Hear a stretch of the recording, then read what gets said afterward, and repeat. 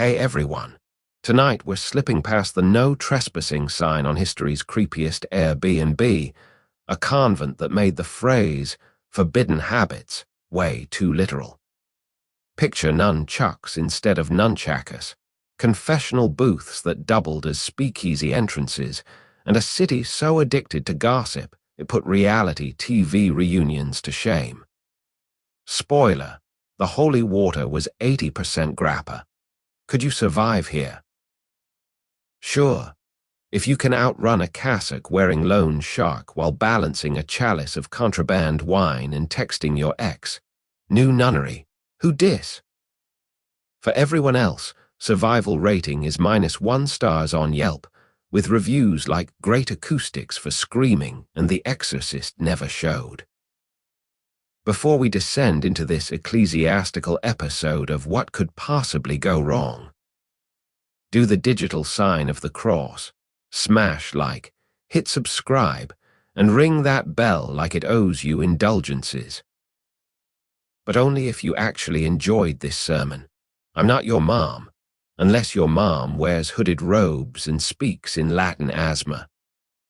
Drop your coordinates in the comments, city, time zone, and what's in your mug, holy water or something that burns faster. I'll be picking the funniest location and mailing you a commemorative "I survived the nunnery" sticker, waterproof, sin-proof, tax-deductible. Dim the lights to moody crypt, silence your phone unless you're expecting a call from the Pope, and let the ambient hum of your fridge impersonate distant Gregorian EDM. Grab your emotional support blanket. Yes, the one that still smells like your last breakup.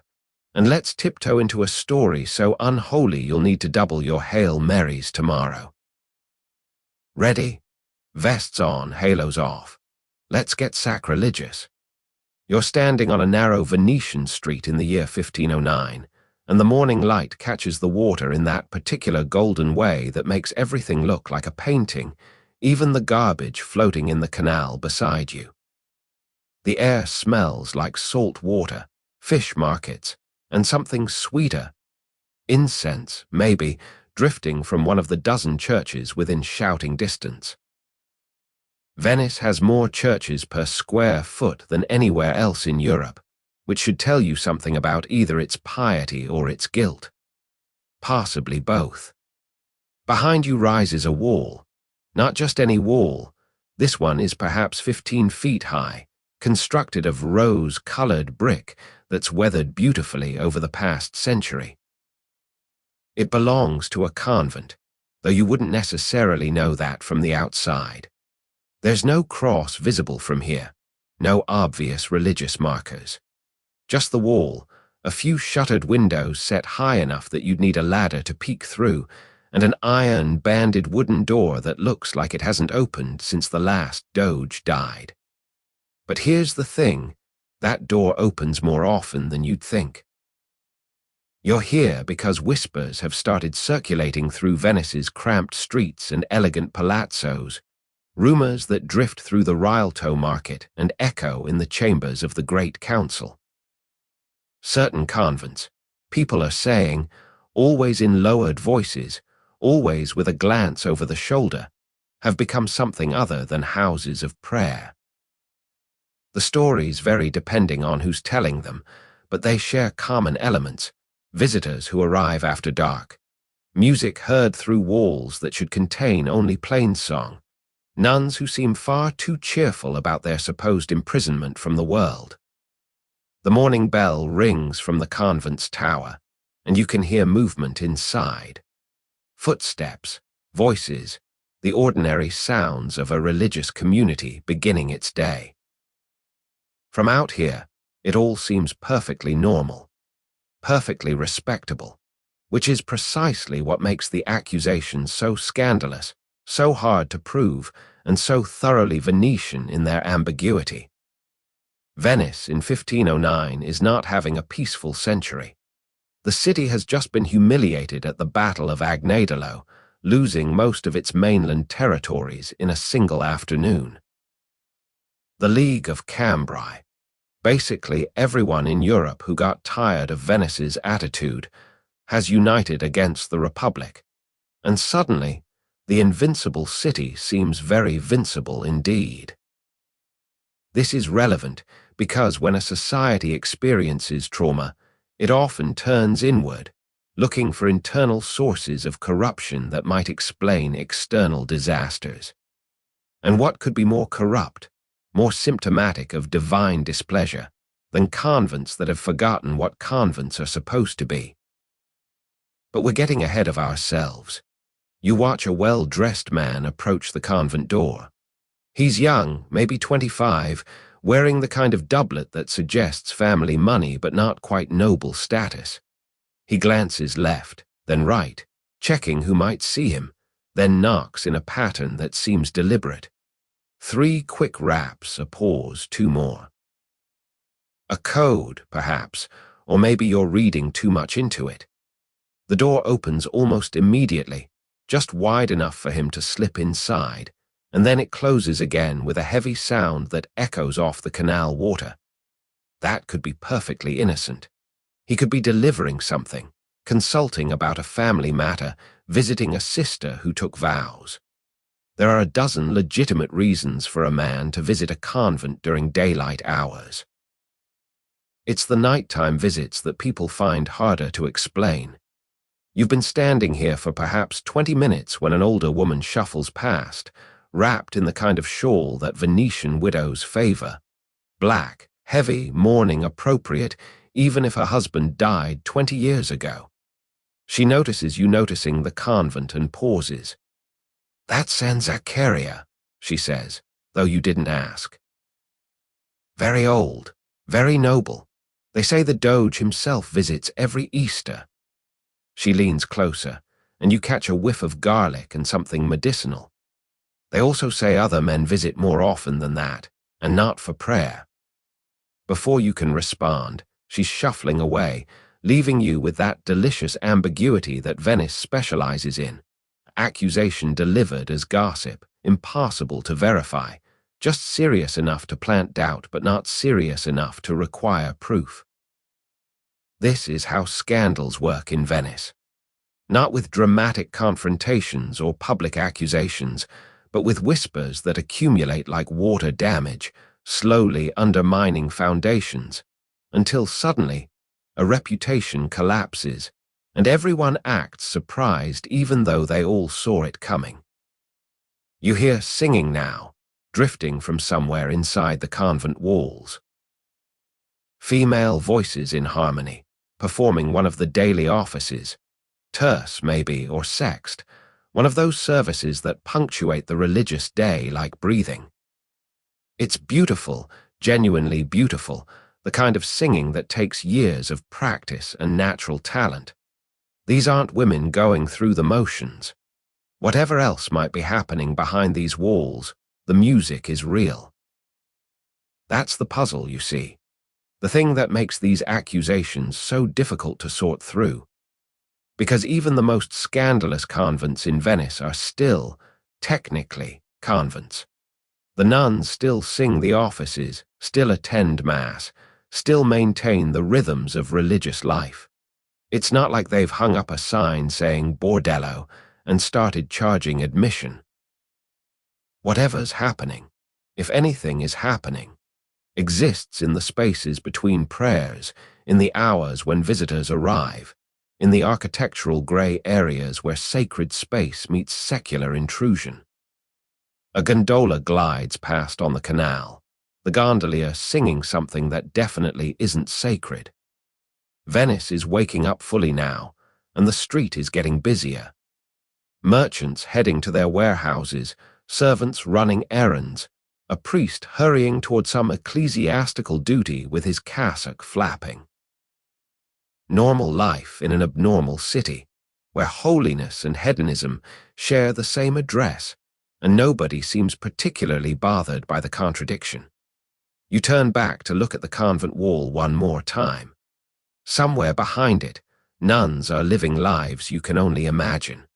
Some of them might be there by choice, genuine vocations following genuine calls to religious service. others. And this is the part that makes your modern sensibilities uncomfortable, were put there by families who needed to dispose of extra daughters without the expense of dowries. Inconvenient girls, unmarriageable girls, girls whose families couldn't afford multiple weddings or simply ran out of suitable matches. What happens when you take women who never wanted to be nuns, lock them behind walls with minimal supervision, and then act surprised when the walls become porous? You need to understand Venice before you can understand its scandalous convents, because this city doesn't work like anywhere else in Europe. It doesn't even work like anywhere else in Italy, and Italy is already a patchwork of city-states that can't agree on anything except that they all hate each other. Venice takes that independence and multiplies it by water, wealth, and a truly impressive level of self-regard. So let's step back from the convent wall and walk through the city for a bit. Get a feel for the place. Watch where you step. The streets are narrow, the canals are everywhere, and the distinction between pavement and water is sometimes more theoretical than actual. That smell you're noticing is a combination of low-tide fish markets, and the fact that Venice's sanitation system consists largely of throw it in the canal and let the tide deal with it. It's not ideal, but it works better than you'd think, at least until summer when the heat makes everything exponentially worse. The first thing you notice about Venice is that it shouldn't exist. Building a major city on a collection of mudflats and marshland in a lagoon is the kind of decision that suggests either divine inspiration or collective madness, and historians still debate which.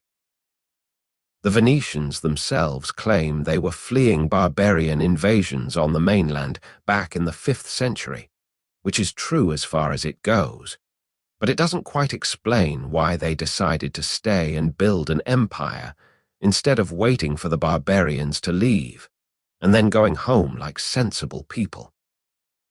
But staying is what they did, and the result is this impassable city of bridges and canals, palaces and warehouses, churches and brothels, all jumbled together in a space roughly the size of a modern shopping mall parking lot.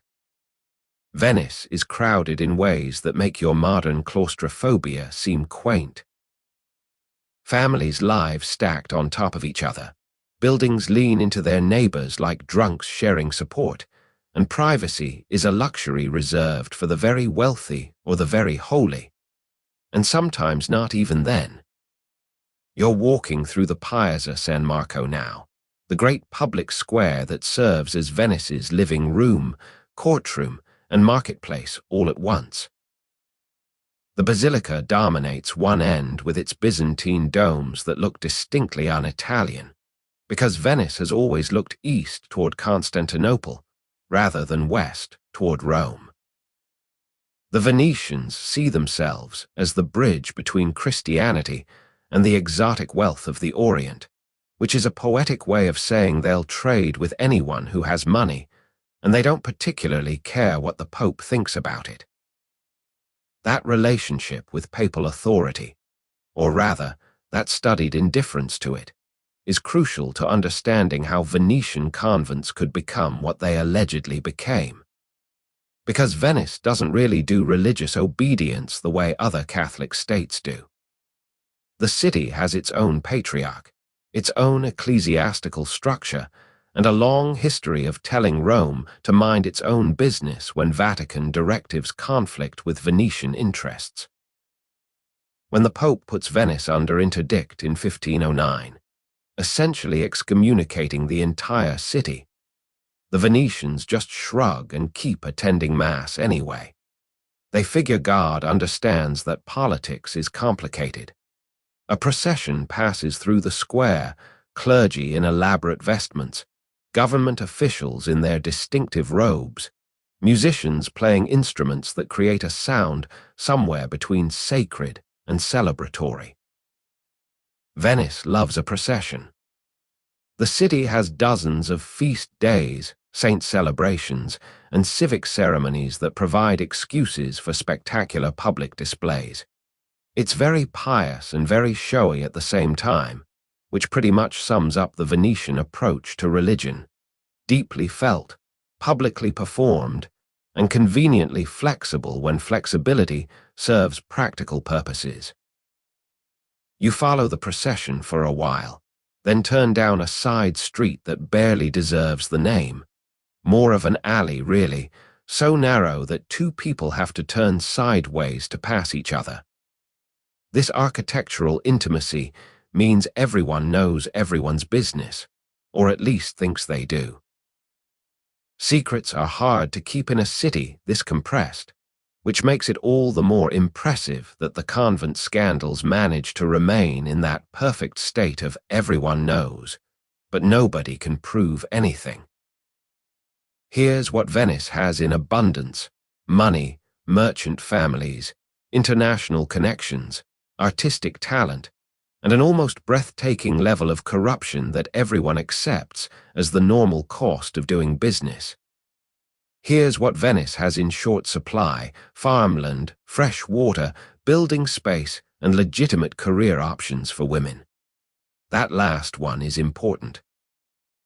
If you're born female in Venice, your options are essentially marry well, marry poorly, or become a nun. There's technically a fourth option involving the city's famous courtesans, but we'll get to that industry later because it's more relevant than you might initially think. The marriage option requires a dowry, and dowries in Venice are ruinously expensive. We're talking thousands of ducats for a decent match, more if your family has social ambitions. Now imagine you're a wealthy merchant with 5 daughters. You can maybe afford to marry off 2 of them well, possibly a third if you're willing to settle for a less prestigious match. But what about daughters 4 and 5? What about them? The convent solves this problem beautifully, at least from the family's perspective. Yes, you still have to provide a dowry of sorts. They call it a spiritual dowry, or a donation to the convent, but it's typically a fraction of what a marriage would cost. You get to maintain the family's social standing by placing your daughter in a respectable religious house, preferably one known for accepting girls from good families. And the daughter gets, well, she gets a life behind walls, whether she wants it or not. You've reached another convent now, different from San Zaccaria, but built on the same general principle: high walls, shuttered windows, an imposing door. This one is Santa Maria del Vergine, and you can hear children's voices inside. The convent runs a school for girls, as many of them do, teaching needlework and basic literacy and the kind of accomplishments that make poor girls marriageable and rich girls refined. It's actually a useful social service, one of the many ways convents justify their existence beyond just housing unwanted daughters. A servant emerges from the convent door carrying a basket, and you catch a glimpse of the courtyard inside before the door swings shut. A well, some garden plantings, laundry hanging on lines, utterly mundane domestic life. Which raises the question: if these places are really the dens of iniquity that critics claim, how do they also function as schools, hospitals, and productive members of Venetian society? How can a space be simultaneously sacred and scandalous? The answer, very Venetian answer, is compartmentalization. The convent can be a genuine religious community most of the time and something else during specific hours or in specific spaces. It can house both pious nuns who never violate their vows and other nuns who interpret those vows more creatively. It can maintain a public face of propriety while conducting a private reality that's substantially more complicated. This isn't hypocrisy, exactly. It's more like the Venetian gift for managing contradictions, for holding multiple truths simultaneously without feeling any particular need to resolve them. You're walking along a canal now, watching gondolas slide past with that peculiar grace that makes them look easy to operate, which they definitely are not. Venice moves at two speeds, frantically busy during business hours, and eerily quiet after dark when the curfew bells ring and decent people are supposed to be safely inside. That's when the interesting things happen, or so the rumors suggest. When visitors arrive at convent doors with hoods pulled up and faces obscured. When music drifts from windows that should be dark. When the city's famous fog rolls in from the lagoon and provides cover for movements that don't bear scrutiny. A church bell rings. They're always ringing here, marking hours and half hours and quarter hours, calling the faithful to prayer with an insistence that suggests maybe the faithful need extra reminding. Venice has more churches than it knows what to do with, some of them magnificent, others barely more than chapels, all of them competing for donations and prestige in a spiritual marketplace that operates on surprisingly commercial principles. You're sitting in the receiving room of a palazzo that speaks money in every gilded detail, the kind of place where even the door handles are worth more than most Venetians earn in a year. Across from you sits Niccolo Marcello, a merchant whose ships bring spices from the east and whose warehouses line the Grand Canal. He's explaining his daughter situation, and you're learning that Venetian family planning is less about love and more about mathematics. "I have 6 daughters," he says, not with the pride you might expect, but with the weary tone of a man discussing a financial problem. 6, and 2 sons, thank the Virgin, but 6 daughters. He counts them on his fingers as if he might have miscounted, as if maybe one of them will disappear if he does the math differently. Elisabetta married last year, 4,500 ducats that cost me, and her husband is merely a lawyer, not even particularly successful. Lucrezia is 14 now, beautiful. I'll need at least 5,000 to make a decent match. That's 9,000 ducats for 2 daughters, and I have 4 more coming behind them. The room smells like beeswax and money. The kind of money that buys imported silk for wall hangings and Murano glass for the windows and furniture carved by craftsmen whose names you'd recognize if you knew anything about Renaissance woodworking. This is not a poor man explaining his predicament. This is a wealthy man explaining why even wealth has its limits. Santa Chiara will take Bianca for 1,200 ducats, he continues, and you notice he doesn't say Bianca wants to go to Santa Chiara or Bianca has a calling. Just that the convent will take her, like they're negotiating a warehouse rental. San Zaccaria would be more prestigious. My cousin's daughter is there. But they want 2,000 minimum, and honestly, for a 4th daughter, I can't justify it. This is the economic reality that fills Venice's convents, surplus daughters priced out of the marriage market. And here's the thing that makes your modern sensibilities uncomfortable. Nobody pretends this is about religious devotion. It's not even really about religion, despite all the prayers and hymns and holy rituals. It's about balance sheets and family planning and the cold mathematics of patrilineal wealth transfer. A marriage requires a dowry that goes to the husband's family, permanently leaving your financial orbit, but a convent dowry. That stays with the convent, yes, but if you choose the right convent, one where your family has connections, where your relatives already reside, it's more like parking your money somewhere it might still prove useful.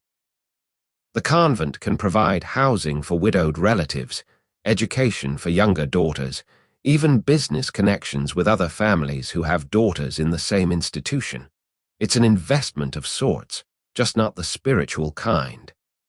How old is Bianca? You ask, though you suspect you already know the answer. 11, Niccolo says. She'll take her vows at 16, assuming she agrees when the time comes. That last part is technically required. A girl is supposed to consent to becoming a nun. In practice, if you've been living in a convent since age 11 and your entire family has made it clear there's no alternative, how meaningful is that consent? But Venice maintains the legal fiction, and that's good enough for most purposes. You leave the palazzo and walk toward Santa Chiara, the convent that's about to receive young Bianca whether she likes it or not. The building sits on a slightly larger plot than most Venetian properties, with an actual garden visible beyond the walls, a luxury in this city where every square foot could theoretically be built on.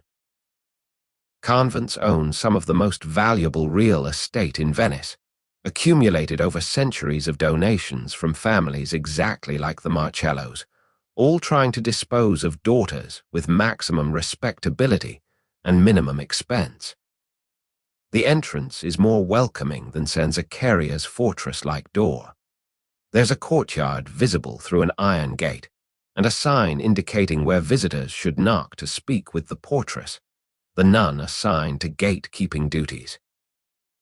This is one of the less aristocratic convents, which means it can't be quite as exclusive or quite as particular about following all the rules. That flexibility will become important. Here's what happens when you pack a building full of women who didn't choose to be there. They find ways to make it tolerable. Some turn genuinely pious, discovering authentic vocations despite the coercion that brought them there. Others form intense friendships that provide emotional sustenance in place of the families and marriages they'll never have. And some, this is the part that scandalized the friars, recreate inside the convent walls the social life they were supposed to have renounced. A woman approaches the gate from inside, an older nun with keys hanging from her belt, and the kind of face that suggests she's heard every excuse and believes none of them. "Can I help you?" she asks, not unkindly but not exactly warmly either.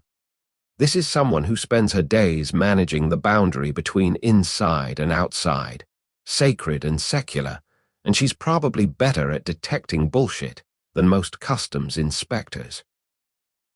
"I'm looking for information about housing arrangements," you say, which is vague enough to be useless but specific enough to potentially mean something. She looks at you for a long moment, evaluating. "For yourself or a family member?" "A family member, young, not particularly devout." "Are they ever?" She almost smiles. The donation for acceptance is 1,200 ducats, negotiable depending on circumstances. She'll need to provide her own bedding, basic furniture, and suitable clothing. We'll provide food, shelter, religious instruction, and training in needlework and music. She'll share a cell with 2 other novices initially, possibly her own room after profession depending on availability. Visitors are permitted in the parlatorio on Sundays and feast days, supervised at all times. Letters may be sent and received, but will be read by the Mother Superior. It sounds like a prison sentence delivered by a rental agent, which, in a way, it is. And if she proves difficult, you ask. The portress doesn't quite shrug, but something in her expression shifts. Most of them adjust eventually. The difficult ones often become the most devout, actually.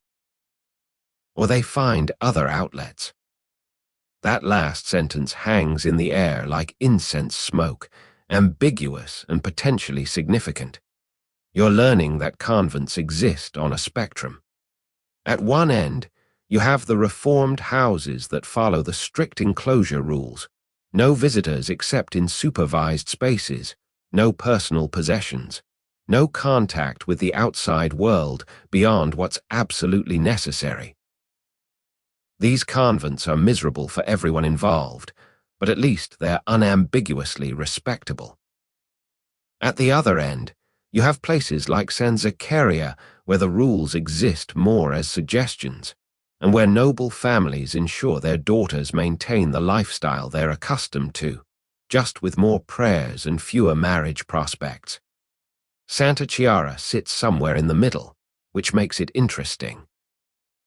Strict enough to be respectable, flexible enough to be livable, and pragmatic enough to understand that women who never wanted to be nuns in the first place need some accommodation to their circumstances. A young girl appears in the courtyard behind the portress, maybe 13, wearing a novice's simple habit, carrying a basket of vegetables from the garden. She glances toward the gate, sees you, and quickly looks away, but not before you catch the expression on her face. It's not peaceful. It's not serene. It's the look of someone counting days until something changes, though what that something might be, she probably couldn't tell you. How many residents, you ask?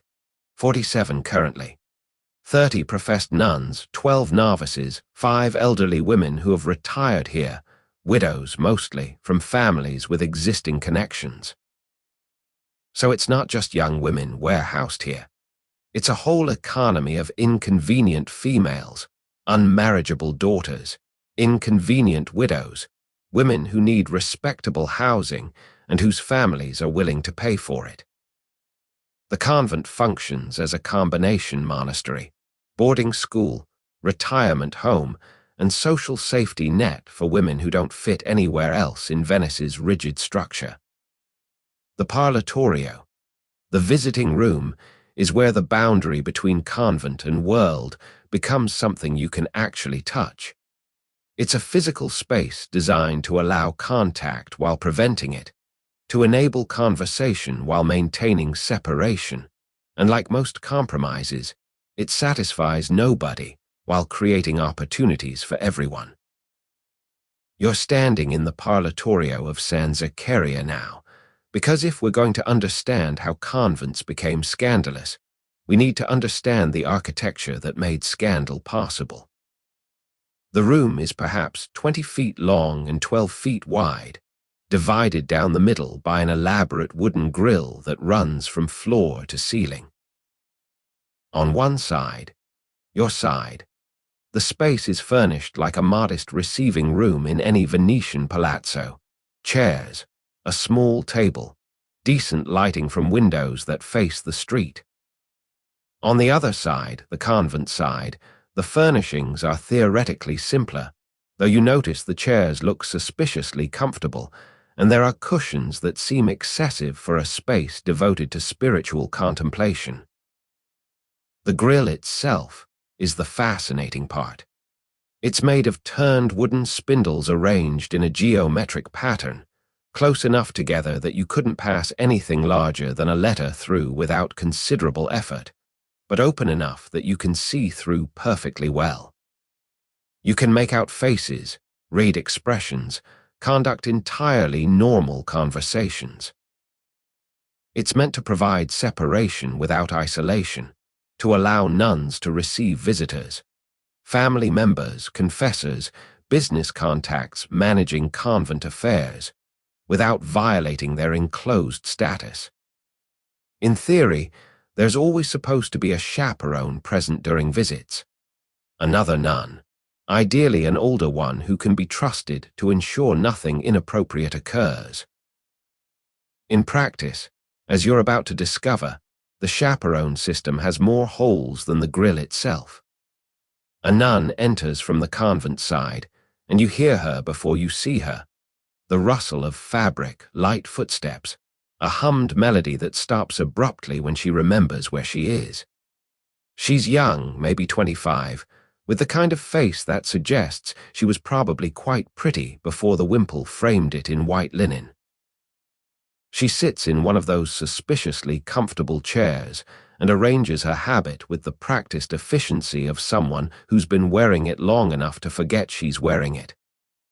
"I'm supposed to wait for my aunt," she says, apparently to you, though you didn't ask. "She visits every Sunday, very predictable, very proper." There's something in her tone that makes those last 2 words sound less like compliments and more like gentle mockery. "And the chaperone?"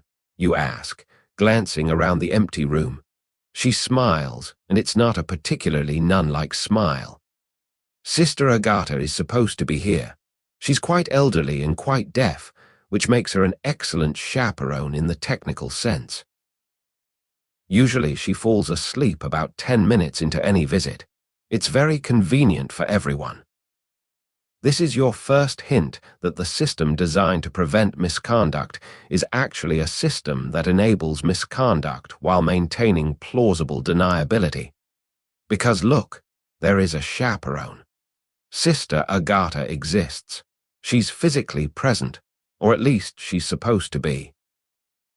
If anyone asks, the rules are being followed.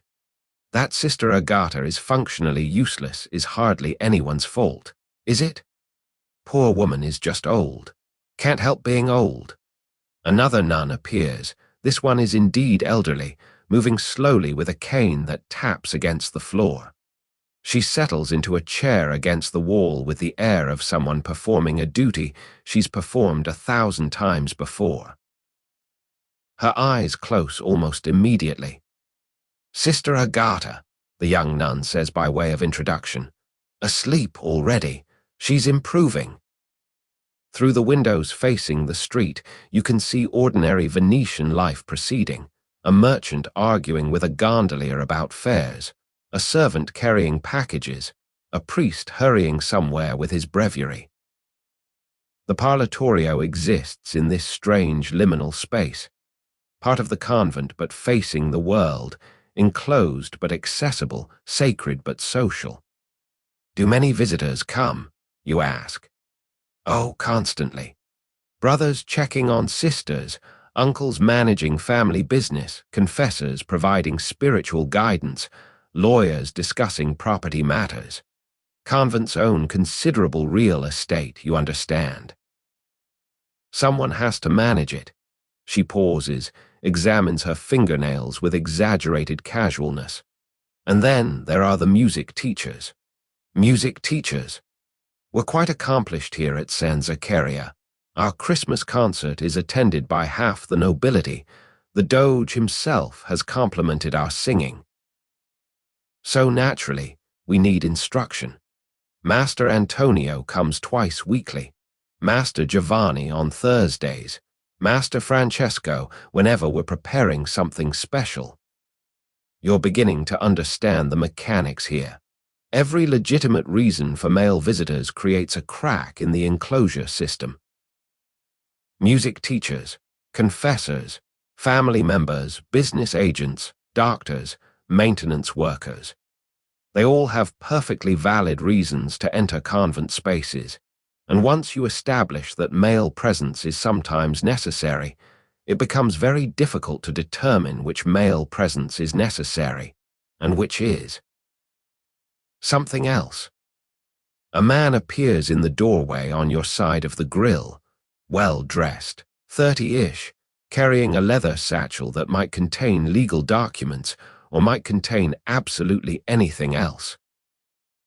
He glances at you, glances at the young nun, and sits down in a chair positioned directly across from her. The grill separates them by perhaps 3 feet. Cousin Tommaso, the nun says, her voice carefully neutral. Cousin Laura, he replies with equal care. You notice they don't ask you to leave. You notice Sister Agata continues snoring gently against the wall. You notice that Cousin Tommaso has positioned his chair so that his hands, resting on his knees, are just visible through the grill openings, and that Laura has done the same. Their fingers don't quite touch, but they could. Easily could. They begin discussing family business, something about property rental, income from a shop the convent owns, percentages and ducats and commercial details that sound simultaneously legitimate and like an elaborate code for something else entirely. Maybe it's exactly what it appears to be. Maybe these really are cousins discussing real business. Or maybe property rental means something different when you're having the conversation through a grill with a sleeping chaperone who can't hear anyway. This is the genius of the parlatorio system's failure. Everything can be innocent. Everything can be explained. The frequency of visits. Family is important. The duration of conversations. Business is complicated. The way Laura laughs at something Tommaso says, leaning forward so her face is closer to the grill. She's young, she's been locked up here since she was 15. She's allowed to enjoy a conversation with the outside world. You watch them for another few minutes, and honestly, it's impossible to tell. Maybe they're conducting an affair through geometry and desperation, finding intimacy in the gaps between wooden spindles. Maybe they're just relatives who actually like each other, making the best of a system that separated them for no good reason. The ambiguity is the point. As long as the grill is there, as long as Sister Agata is technically present, as long as the forms are observed, what actually happens becomes a matter of interpretation. Another visitor arrives, this one clearly a servant delivering a package. He hands it through a larger opening in the grill designed for exactly this purpose. See, the system thought of everything, and Laura accepts it with a formal thank you. After he leaves, she unwraps it slowly. Fabric, expensive by the look of it. Deep blue silk that catches the light. From my mother, she explains, though again, you didn't ask. We're allowed personal items, within reason. You meet Sister Arcangela during carnival season, which is perhaps the only time of year when Venice's already flexible relationship with propriety dissolves entirely into cheerful chaos. The city has given itself permission to be ridiculous for weeks, and everyone from the Doge to the street sweepers is taking full advantage. Masks everywhere, beaked plague doctor masks, simple white face coverings, elaborate constructions of feathers and jewels that must cost more than furniture. The masks are supposed to create equality, to let nobles mingle with commoners without awkwardness, to enable flirtation and freedom, and all the things Venetians enjoy, but don't want to be held accountable for later. The convent of Santa Maria dei Miracoli sits near a busy campo where carnival celebrations are in full swing. You can hear music, laughter, the occasional crash of something breaking followed by more laughter. It's late afternoon, that golden hour when Venice looks impossibly beautiful and everyone's inhibitions have been worn down by hours of celebration, but the real darkness, literal and metaphorical, hasn't arrived yet. You're watching the convent's side entrance, a small door that opens onto a narrow alley. It's the kind of door that's probably meant for deliveries and waste removal, utilitarian rather than ceremonial. While the main entrance maintains its proper dignity, this door seems to exist in a more casual relationship with security. It opens. A figure emerges wearing a nun's habit and a mask. Not a simple face covering, a full carnival mask, white with gold trim, the kind that covers everything from forehead to chin and turns the wearer into a beautiful blank. The combination is jarring, religious garment topped with secular disguise, sacred and profane literally layered on the same body. She, and it's definitely a she, the habit makes that clear, pauses in the doorway, looking left and right with the exaggerated caution of someone who's either very nervous or performing nervousness. Then she steps fully into the alley and closes the door behind her. Not locked, you notice, just closed. Easy to open again when she returns, assuming she returns. This is Sister Arcangela, though you won't learn her name until later. Right now, she's just a nun in a mask, walking through carnival crowds with a confidence that suggests this isn't her first time. She's not running. She's not hiding. She's walking like she has every right to be here, which is either admirable courage or spectacular foolishness, possibly both. You follow her, because of course you do. This is exactly the kind of thing the scandalized friars write about in their reports, nuns leaving enclosure, mixing with crowds, participating in secular celebrations. This is proof of corruption, evidence of convents that have forgotten their purpose. Or, and here's the more complicated interpretation, this is a woman who's been locked in a building since age 14, taking advantage of the one time of year when everyone wears masks and nobody asks questions. She stops at a wine seller's stall in the Campo and purchases a small cup of something red. The seller doesn't even blink at the habit and mask combination. This is Venice during Carnival. Stranger things have happened in the last 10 minutes. She drinks the wine standing there, not hiding, not rushed, just enjoying a moment of ordinary freedom that her life otherwise doesn't include. A man approaches her, masked, of course, dressed well but not ostentatiously. They speak briefly, and you're too far away to hear the conversation, but their body language suggests familiarity. Not strangers meeting by chance, but people who recognize each other despite the masks. Or maybe because of them.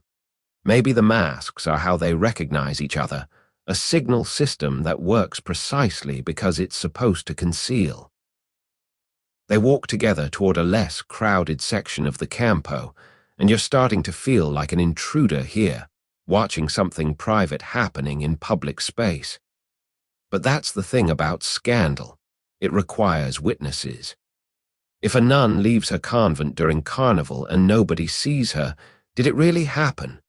Does it count as misconduct if there's no one to report it?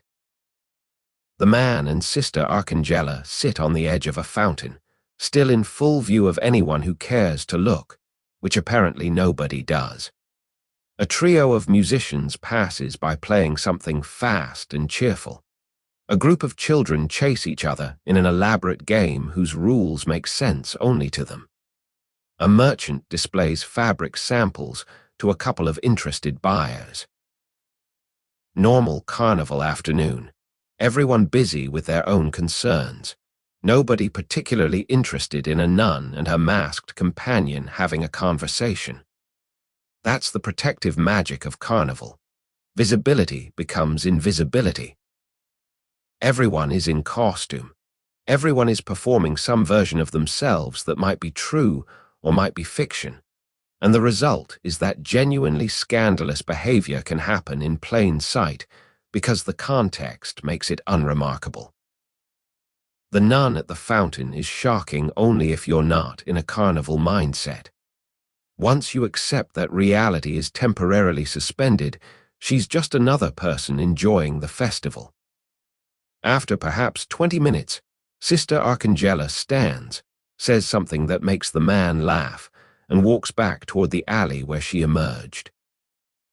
She's not hurrying now either, just moving with purpose, someone heading home after an outing. She reaches the door, glances around once. Habits are hard to break, and slips back inside the convent. The door closes. The alley is empty again, as if nothing happened. But something did happen, or at least something happened that depends entirely on your interpretation. If you're a reform-minded friar keeping track of monastic impropriety, Sister Arcangela just violated enclosure, engaged in worldly behavior, and possibly conducted an inappropriate relationship with a man. If you're a more sympathetic observer, she took a brief walk during a festival when the entire city is celebrating, harmed no one, and returned to her duties. Both interpretations use the same facts. Both are defensible. You learn later, through the gossip networks that operate in Venice with the efficiency of modern telecommunications, that Sister Arcangela is 26 years old, professed at 16 after her father decided 3 daughters was more than he could marry off respectably.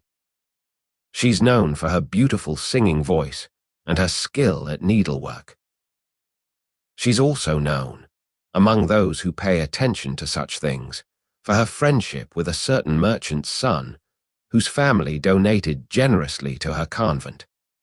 Whether that friendship involves anything beyond conversation through grills and occasional masked encounters during Carnival, is something nobody can prove, which means everyone feels free to speculate.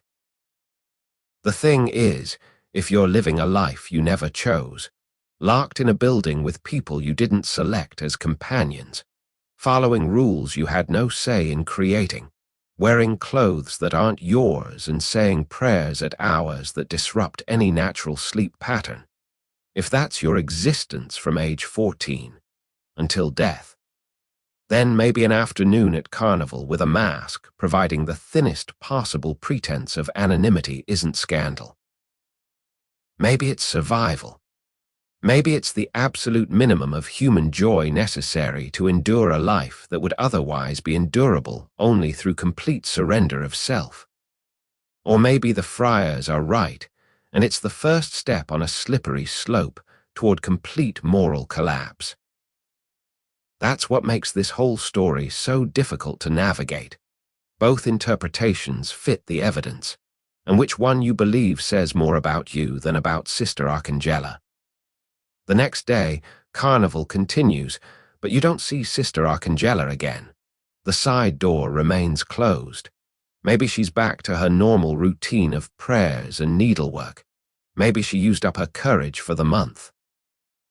Or maybe she's simply better at not being seen than you are at seeing. You're in a cramped scriptorium at the Franciscan monastery, watching Brother Aurelio compose what will become one of the most quoted and most scandalous documents in Venetian ecclesiastical history. His quill scratches across parchment with the angry pressure of someone who's been holding in his outrage for months and has finally been given permission to release it. The ink is black, the language is blacker, and his knuckles are white from gripping the quill like it's the only thing keeping him tethered to righteous fury instead of floating away on clouds of pure indignation. They mock God, he writes, then crosses it out.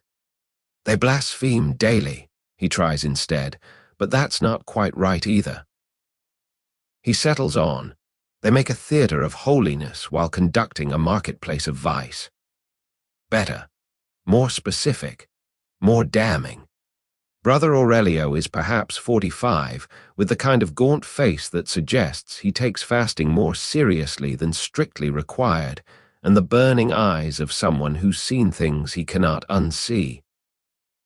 He's been tasked by his superior, who was tasked by the patriarch, who was pressured by reformist elements in Rome to investigate rumors about certain Venetian convents, specifically San Zaccaria, but also Santa Maria del Vergine, Sant'Angelo di Contorta, and San Servolo. The assignment should have been straightforward: observe, report, recommend reforms.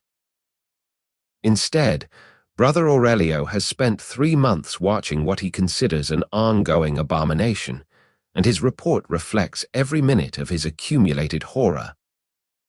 I witnessed with my own eyes, he continues writing, nuns receiving male visitors at all hours, not priests bringing sacraments, not elderly family members on supervised visits. Young men, wealthy men, men who arrive after dark and depart before dawn. Men who bring gifts that are not Bibles or prayer books but silk and wine and delicacies that belong on a courtesan's table, not in a house of God. You're reading over his shoulder. He's aware of your presence but too absorbed in his composition to care, and you notice how his descriptions walk a careful line between specificity and strategic vagueness. He needs to be detailed enough to be credible, but not so explicit that he becomes the scandal himself. It's a delicate balance, and he's not entirely succeeding. His disgust keeps overwhelming his discretion.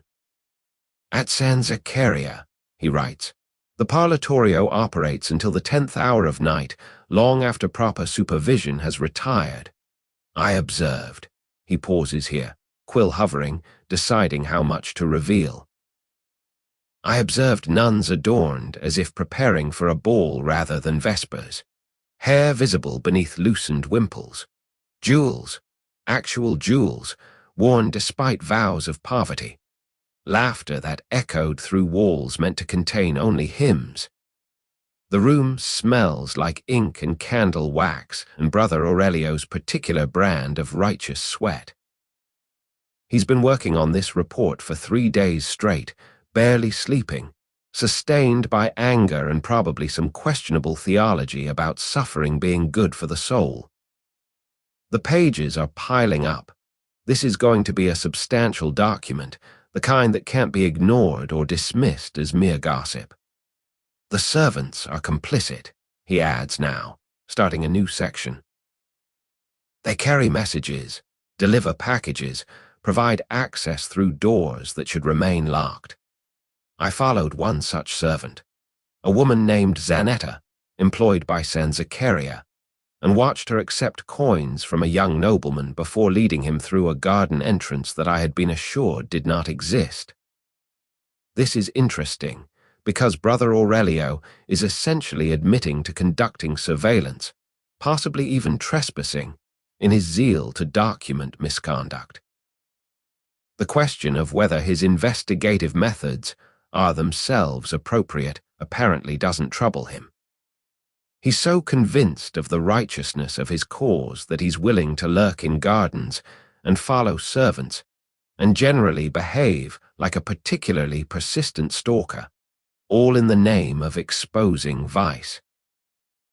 The music, he writes, his hand moving faster now, carried along by momentum and outrage, deserves particular attention. These convents claim to cultivate musical excellence for the glory of God. Instead, they create performances that draw crowds of men who come not to worship, but to gaze upon the performers. The nuns sing from behind screens, yes, but these screens are decorative rather than concealing. The audience can see faces, forms, everything that should be hidden from worldly eyes. And the nuns perform as if on a stage, with theatrical gestures and immodest displays of emotion that belong in opera houses, not churches. He's not wrong about the music, actually. Venice's convent concerts are famous throughout Europe. Travelers make special trips to attend them. Composers write specifically for convent choirs, knowing they'll receive performances that rival or exceed what male choirs can produce. It's one of the few areas where women's talents are not just permitted, but celebrated, which might explain why the nuns take it seriously, treat it as art rather than merely religious duty. And yes, perform with a level of engagement that could be interpreted as theatrical. But Brother Aurelio can't see the music as anything except another symptom of corruption. To him, excellence in performance equals vanity. Audience appreciation equals inappropriate attention. Success equals sin. I must report, he writes, the most disturbing evidence. Letters. He pauses again, and you can see him wrestling with how much to reveal. Letters intercepted by a conscientious portress who brought them to my attention. Love letters, poetry, explicit arrangements for assignations, written in hands clearly educated from nuns who should employ their literacy for scripture study, not romantic correspondence. Here's where Brother Aurelio's report becomes genuinely problematic, because he's essentially admitting that someone violated the confidentiality of the mail, shared private correspondence, and he's using that stolen material as evidence. The ethical implications don't seem to concern him. The letters prove what he already believed. Therefore, obtaining them was justified. He describes one letter in particular. He doesn't quote it directly, thank God, but he summarizes it in terms that are somehow more salacious than the original probably was. Language that would make a courtesan blush. Descriptions of physical desire. Promises of meetings in locations within the convent that the writer clearly knows intimately. References to past encounters described with a specificity that leaves no doubt as to their nature. You wonder if the letter was really that explicit, or if Brother Aurelio's imagination has filled in details that the original text only suggested. Righteous fury has a way of embellishing evidence in the direction it wants to go. The Mother Superior at San Zaccaria, he continues, claims ignorance of all misconduct. She maintains that her house follows every regulation, observes every requirement of enclosure, and permits no inappropriate behavior. When confronted with specific evidence, the late-night visitors, the gifts, the letters, she suggests I have misunderstood innocent interactions. She implies that my own thoughts are impure, that I see sin where there is only Christian charity and normal familial affection. You can feel his frustration radiating off the page. Because here's the impossible position of the reformer: the accused nuns and their supporters can always claim that the accusers are the problem, that suspicious minds see evil in innocence, that the real scandal is the surveillance rather than the behavior being surveilled. It's a rhetorical trap that's almost impossible to escape. You're standing in a narrow Venetian street at 2 in the morning, which is either very late or very early depending on your perspective, and the city is doing that thing it does after midnight, where it becomes simultaneously spooky and peaceful. The canal water laps against stone with a rhythm that's almost hypnotic. Somewhere a cat is complaining about something in that specifically feline way that sounds like a baby crying crossed with a door hinge. And above you, the windows of San Zaccaria rise like dark eyes, mostly shuttered, a few showing thin lines of candlelight that suggest someone inside is still awake. You're not alone in your vigil. Next to you stands Marco Contarini, who lives in the building directly adjacent to the convent and has opinions. So many opinions. He's a rope maker by trade, which means he starts work before dawn, which means he's extremely invested in his neighbors being quiet at night, which the convent residents apparently are not. Listen, he says, holding up one hand for silence, as if you were the one making noise. Just listen. You listen. At first, nothing. Just the ambient sound of Venice breathing, water, wind, distant footsteps from some other insomniac or late shift worker. Then, faintly, you hear it: music. Not sacred music, not the plain song you'd expect from nuns observing late offices. This is something with a tune, a melody you could dance to if you were inclined to dance at 2 in the morning. Every Thursday, Marco says, his voice carrying the weary tone of someone who's had this conversation too many times. Like clockwork, music starts around this hour, continues until nearly dawn. Sometimes singing, sometimes instruments, lute, I think, maybe a viola. My wife swears she heard a drum once, but I think she was dreaming. Could it be religious music? You ask, playing devil's advocate. Some offices are conducted at unusual hours. Marco gives you a look that suggests you might be an idiot. I know what religious music sounds like. I've lived next to a convent for 20 years. This is not that. This is entertainment music, party music. Last month I heard laughter, women laughing, men laughing, coming from that window there. He points to a third-floor window that's currently dark. You explain to me how men's laughter comes from inside a convent at 2 in the morning for innocent reasons.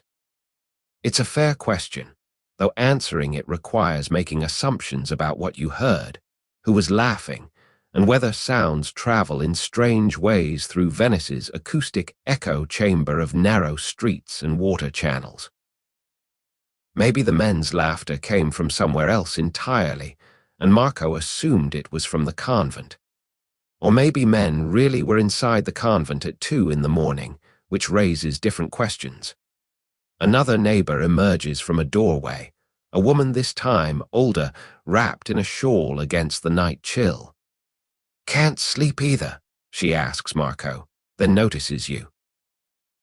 Are you investigating? Because someone should. I pay taxes that support the church, and the church shouldn't sound like a tavern. What exactly do you hear? You ask her. Footsteps, she says immediately. On the stairs, in the corridors, these buildings.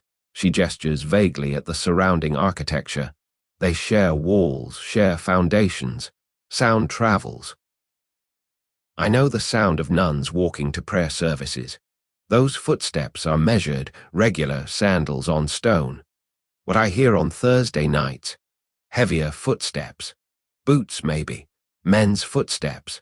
And not just walking, sometimes running, like someone's in a hurry or playing some kind of game.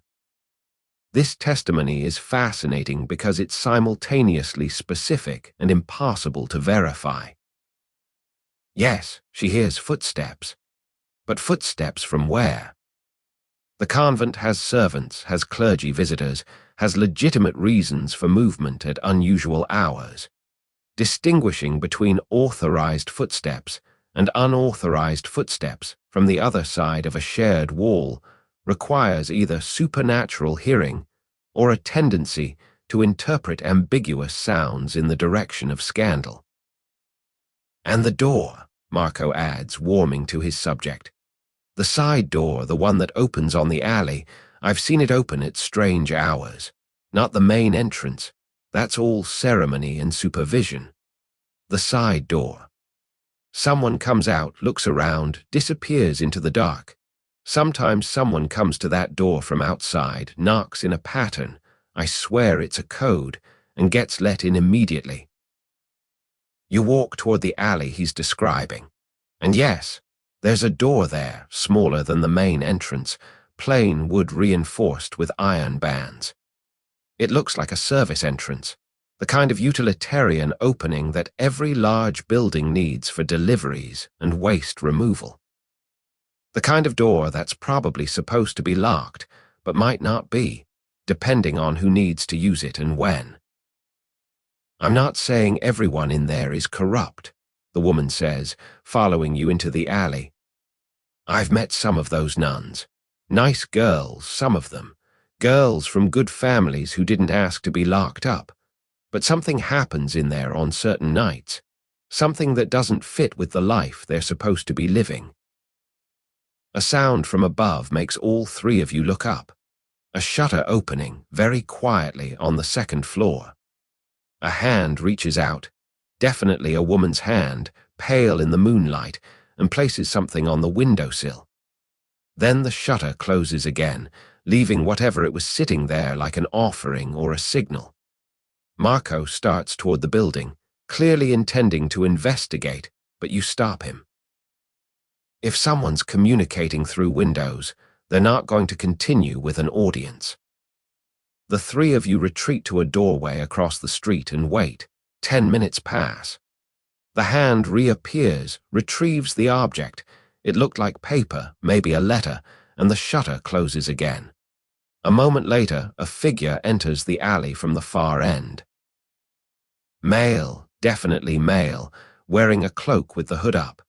He walks directly to the side door and knocks. 3 quick raps, pause, 2 more, exactly as Marco described. The door opens immediately, just wide enough for him to slip inside, then closes again. See, Marco says triumphantly.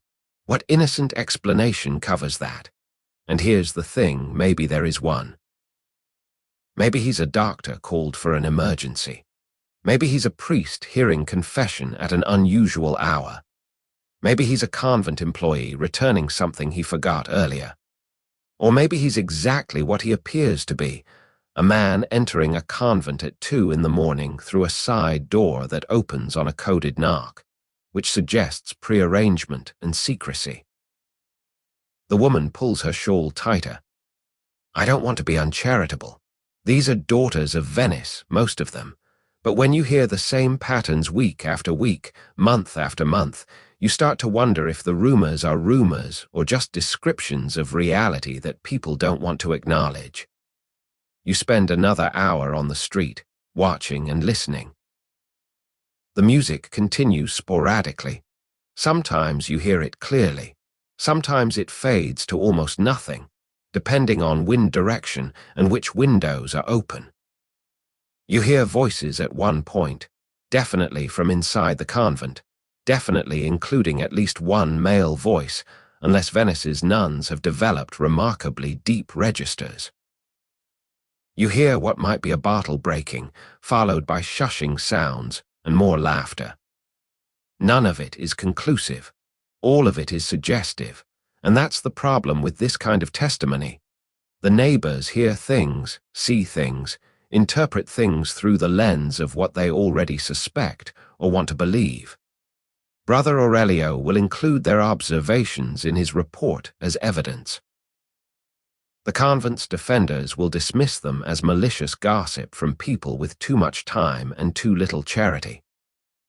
As dawn approaches and you finally head toward your own bed, you realize you've learned something important. The scandal exists in the accumulation of ambiguous evidence. Each individual observation, the music, the footsteps, the visitors, the laughter, can be explained away. But taken together, they create a pattern that's harder to dismiss. Either something irregular is happening in Venice's convents, or the entire city has decided to collectively hallucinate the same scandal. You're sitting in the Mother Superior's office at Santa Chiara, and the account books are spread across her desk, like evidence at a trial. Which, in a way, they are. Evidence of how convents survive in a city where religious devotion and financial desperation occupy the same uncomfortable space. The Mother Superior herself, Sister Benedetta, is perhaps 60, with the kind of face that's seen every variety of human foolishness and maintained its composure through all of it. She's showing you these books because she wants you to understand something that the scandalized friars never seem to grasp. Convents are not just spiritual institutions. They're economic entities that must balance budgets or cease to exist. We have 42 residents, she says, running her finger down a column of numbers. 30 professed nuns, 8 novices, 4 elderly women. Each one requires food, clothing, shelter, medical care when needed. The building requires maintenance. You've seen the walls, the roof, the constant battle against water damage. We employ 12 servants for cooking, cleaning, laundry, and general maintenance. We pay taxes to the Republic. We contribute to the Patriarch's Fund. We maintain a small infirmary. We provide dowries for poor girls from the neighborhood. Did you know that? 6 girls last year married with dowries we provided because their families couldn't afford them. She flips to another page, showing income sources. Spiritual dowries from new entrants. This is our primary income, but it's unpredictable. Some years we receive 3 new girls, sometimes none. The amounts vary enormously. Wealthy families give 2,000 ducats, poor families give 200 and an apology. We own 4 properties in the city that produce rental income, but the amounts are barely sufficient to cover the property's upkeep. We take in needlework commissions, but that market is saturated. Every convent in Venice does needlework. We're competing with each other for the same customers. You look at the numbers, and they tell a story that's less about vice and more about mathematics. The convent needs approximately 8,000 ducats annually to operate at a basic level. Income from all legitimate sources, approximately 6,000 ducats. That 2,000 ducat gap is where things get interesting. So how do you make up the difference? You ask, though you suspect you already know. Sister Benedetta sighs, closes the account book with a soft thud. Donations. Gifts from benefactors, payments for services we provide, masses said for deceased family members, prayers offered for specific intentions, musical performances at private events. And yes, sometimes contributions from men who visit frequently and seem particularly devoted to our community's welfare. There it is. The economic reality underlying the scandal. Some convents, not all Sister Benedetta is careful to emphasize, but some have discovered that male visitors bring money, sometimes directly as donations to the convent's fund, sometimes indirectly as gifts to specific nuns that somehow translate into communal resources. The mechanism is vague enough to maintain deniability, but the result is clear. Convents with more male visitors tend to have healthier finances. I'm not naive, Sister Benedetta continues. I know what people say. I know what the friars write in their reports. But tell me, what's the alternative? We refuse all donations from men. We turn away benefactors because their motives might be impure. We close our doors and let our residents starve because we're too proud to accept help that comes with uncomfortable implications. You notice she's not denying anything specific. She's not saying nothing inappropriate happens. She's arguing instead that even if it does, the economic necessity justifies, or at least explains, the moral compromise. At San Zaccaria, she says, lowering her voice though you're alone in the office, they say a certain nobleman contributes 500 ducats annually. His daughter is a nun there. That's the official explanation. He's supporting his daughter's community. Never mind that he visits weekly, always requests the parlatorio at specific hours, always ensures his daughter is available to speak with him. Never mind that other fathers don't visit nearly so often or contribute nearly so much. The money is legal, the visits are supervised, and San Zaccaria's finances are among the healthiest in Venice. She pulls out another ledger, this one showing expenses that are less about survival and more about maintaining standards. Music instruction, 600 ducats annually. High-quality fabric for habits, 400 ducats. Imported altar wine, 100 ducats. Renovations to the parlatorio, making it more comfortable for extended visits, 300 ducats. We're expected to maintain the lifestyle our residents came from, Sister Benedetta explains. The noble families who send daughters here, they don't send them to suffer. They send them to be respectable. And respectability in Venice has standards. Good food, decent accommodations, cultural activities. These girls, women I should say, they didn't choose this life. The least we can do is make it bearable. But here's where the economic logic becomes a moral trap. The more comfortable you make the convent, the more expensive it becomes to operate. The more expensive it becomes, the more dependent you are on donations from benefactors with questionable motives. The more dependent you become, the less able you are to refuse access or maintain proper enclosure. It's a spiral that starts with kindness, making convent life tolerable, and ends with the kinds of arrangements that horrify reformers.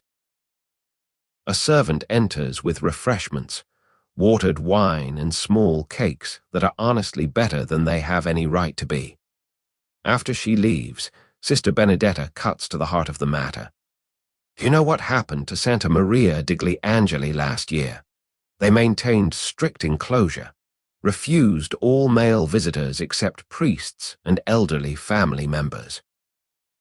Permitted no music instruction, no elaborate parlatorio arrangements, no donations that might compromise their integrity.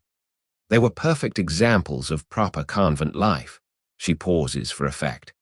They closed after 18 months, couldn't pay their taxes, couldn't maintain the building.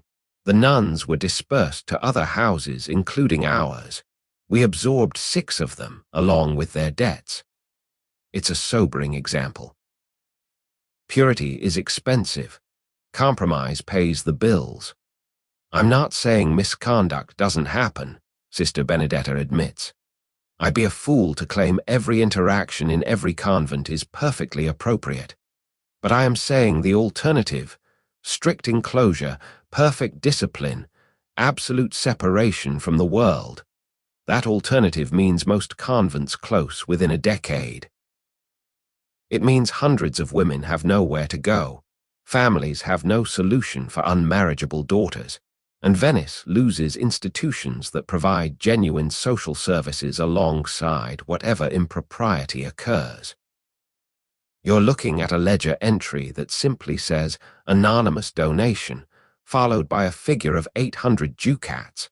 Sister Benedetta notices your attention. "I don't ask questions about that one," she says quietly. "It arrives every year around Christmas. It keeps us operational. If I knew the full story, I'd probably be obligated to refuse it, so I don't ask."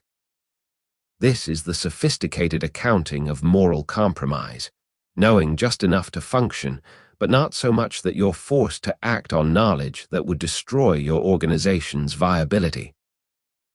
It's not quite corruption, but it's certainly not righteousness. It's survival disguised as administration. You're in the Patriarch's palazzo, which is appropriately magnificent, but somehow less impressive than you expected, like someone designed it to communicate authority while remaining just humble enough to avoid accusations of excessive worldliness. It's a delicate balance, much like everything else the Patriarch has to manage. He's standing by a window that overlooks a canal, his back to you, wearing robes that probably cost more than most Venetians earn in a year, but are technically the robes of his office. So it's fine, totally fine. Nothing to criticize there. His name is Antonio Contarini. He's been Patriarch of Venice for 7 years, and he looks like a man who hasn't slept well in at least 6 of those years. When he turns to face you, you can see the exhaustion in his eyes, not physical tiredness, but the soul-deep weariness of someone caught between impossible demands that contradict each other at every turn. "I receive," he says without preamble, "approximately 20 complaints per month about convent irregularities. Letters from concerned citizens, reports from zealous friars, testimonies from reformed nuns who suddenly remember scandals they witnessed years ago. 20 complaints monthly, which works out to roughly 240 annually, which means in my 7 years as Patriarch, I've received somewhere around 1,700 accusations of convent misconduct." He walks to his desk and gestures at a stack of documents that's genuinely impressive in its height. "These are from the last 3 months alone. Shall I read you some? The nuns of San Zaccaria receive male visitors at all hours. The nuns of Santa Maria sing immodest music. The nuns of Sant'Angelo maintain inappropriate correspondences." Notice anything about these accusations. You scan the stack. They're not very specific. Exactly. Not specific. Not detailed. Not verifiable. Just general assertions that something improper is happening somewhere with someone. Now I could investigate every complaint. I could assign priests to monitor every convent, interrogate every nun, search every cell. Do you know what would happen if I did that? He doesn't wait for your answer. War. Political war with every noble family in Venice that has daughters in convents. Social war with the entire aristocratic class that views convent life as their safety valve for excess daughters. Economic war with institutions that provide genuine services to the city. And at the end of all that war, I'd have proven what? That some nuns receive visitors more frequently than ideal. That some convents interpret enclosure more flexibly than Rome prefers. These are not heresies. These are not mortal sins. These are administrative irregularities in institutions that are, despite everything, functioning. He picks up one letter, reads from it.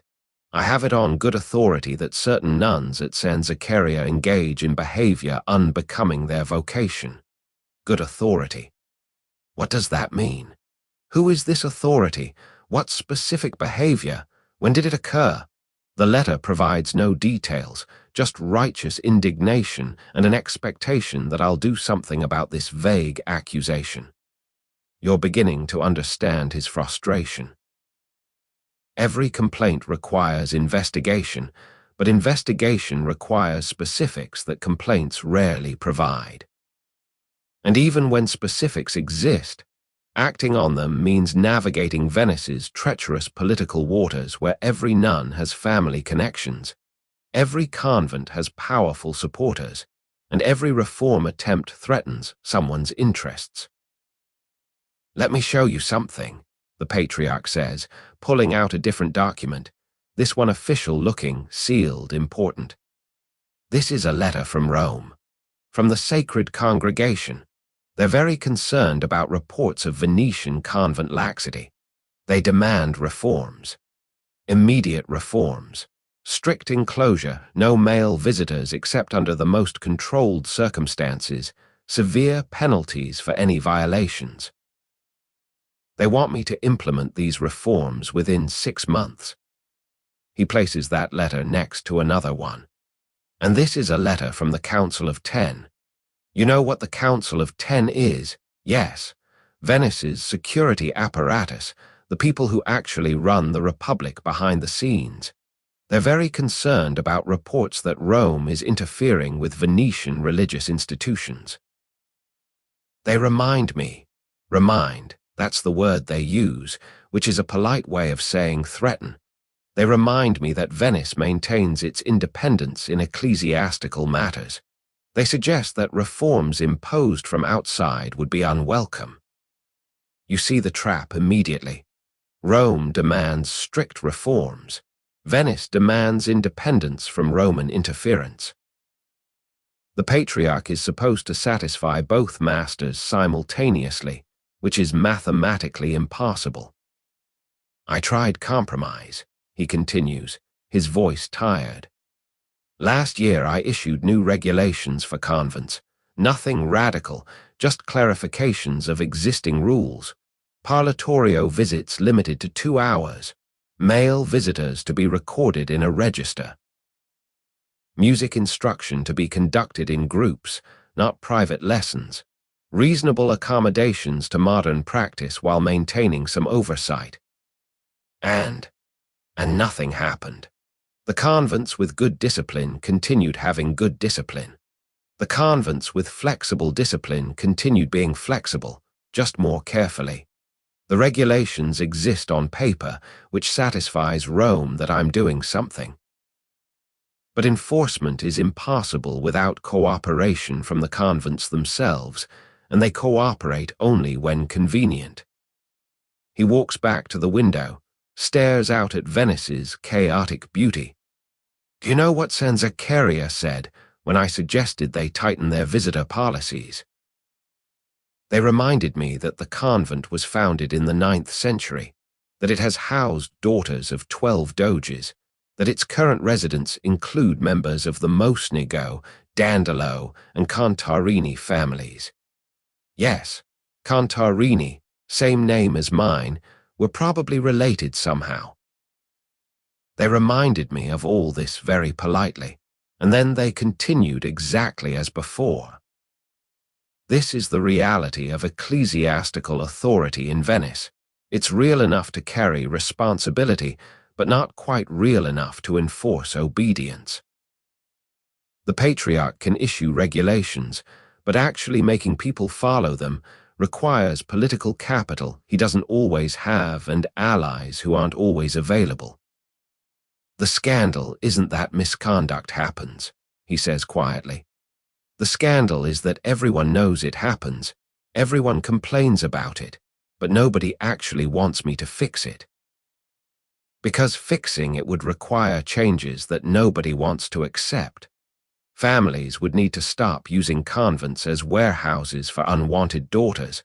Convents would need to refuse the donations that keep them solvent. Rome would need to acknowledge that ideal monastic life is incompatible with Venetian reality. Nobody wants those changes. They want the appearance of reform without the substance.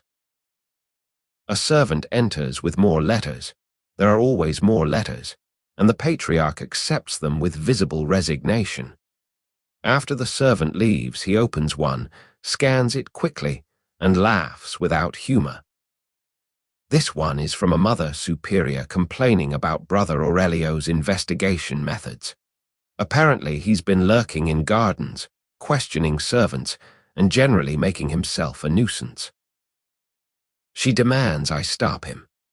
Meanwhile, I have another letter here. He shuffles through the stack. From a reform-minded cardinal demanding I give Brother Aurelio more authority, more resources, more support in his righteous mission.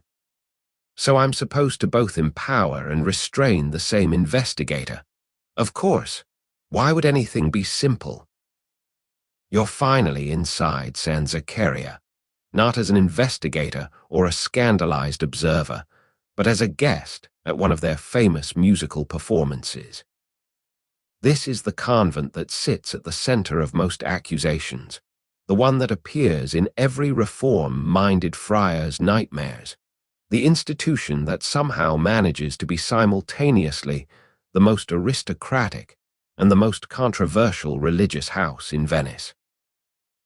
Getting inside feels like a small victory, even though you're entering through the front door with an invitation like everyone else here.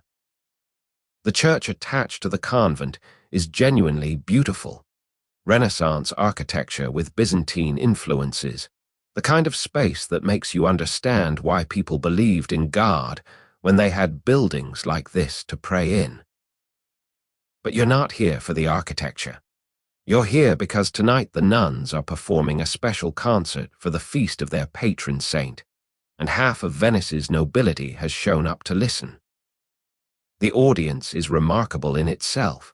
Senators in their formal robes, wealthy merchants with their wives, younger nobles dressed to impress each other, a few foreign visitors who have heard about Venice's famous convent concerts and made special trips to attend.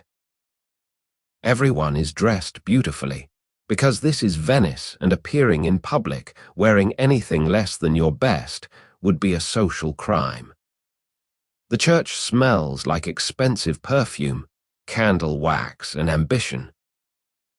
The nuns will perform from behind a screen, a large, ornate wooden grille that's been installed specifically for these occasions, separating the performers from the audience while still allowing sound to carry perfectly. In theory, this maintains proper enclosure. The nuns are technically separated from worldly eyes, protected from inappropriate gazes. In practice, the screen is decorative enough that you can see through it quite clearly if you're paying attention, which everyone is. The music starts, and you understand immediately why these concerts are famous.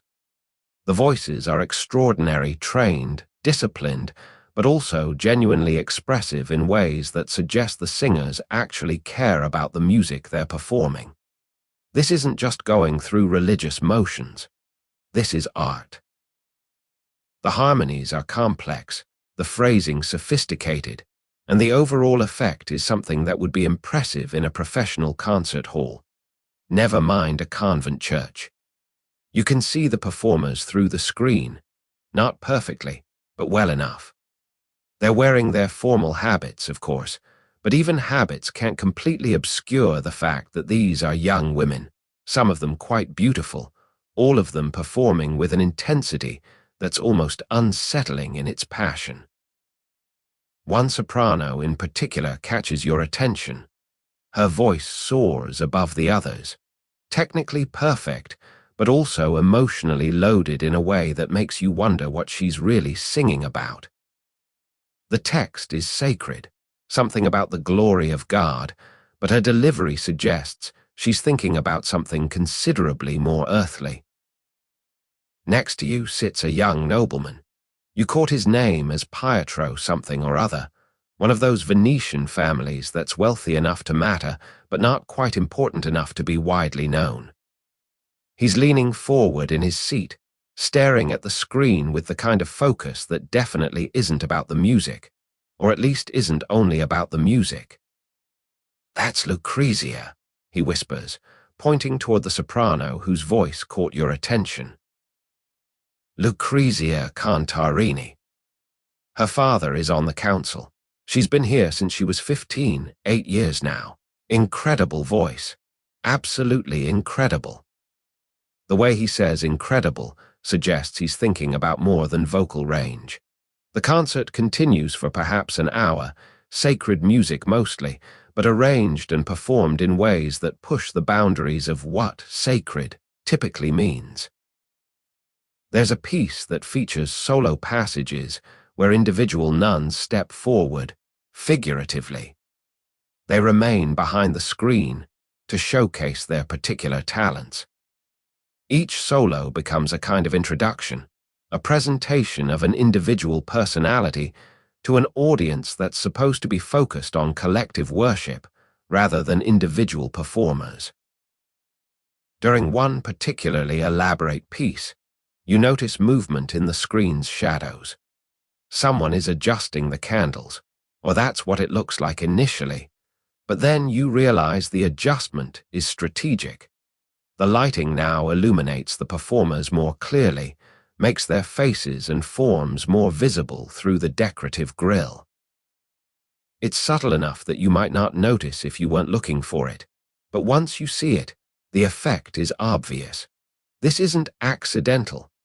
Someone has choreographed this lighting to maximize visibility while maintaining plausible deniability about enclosure. Pietro leans over again. There's a reception after, in the convent parlatorio. Only for major donors and important families. My father contributed significantly to their new organ, so we're invited. He pauses, then adds with studied casualness. Lucrezia usually attends. We can speak through the grill, of course, everything properly supervised. But still, it's the only chance most of us get to actually converse with them. Here's what you're learning. Sanzacaria operates on multiple levels simultaneously. There's the official level, a respectable religious institution housing daughters of Venice's elite, maintaining proper standards of enclosure and devotion.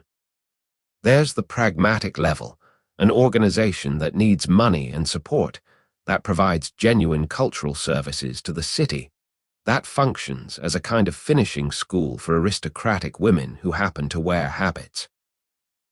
And then there's the level that the critics obsess over, the spaces and moments where worldly and sacred blur together in ways that create opportunities for something that might be innocent or might be very much not innocent, depending on who's involved and who's watching.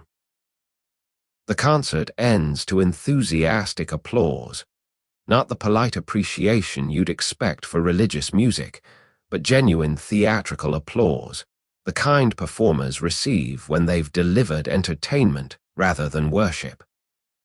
The nuns bow, still behind their screen, acknowledging the response.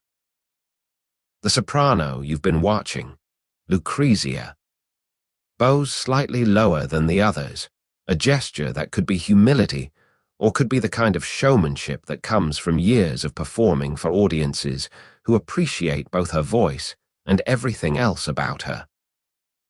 As the audience begins moving toward the exit, a side door opens, and a servant appears, quietly inviting certain attendees to the reception.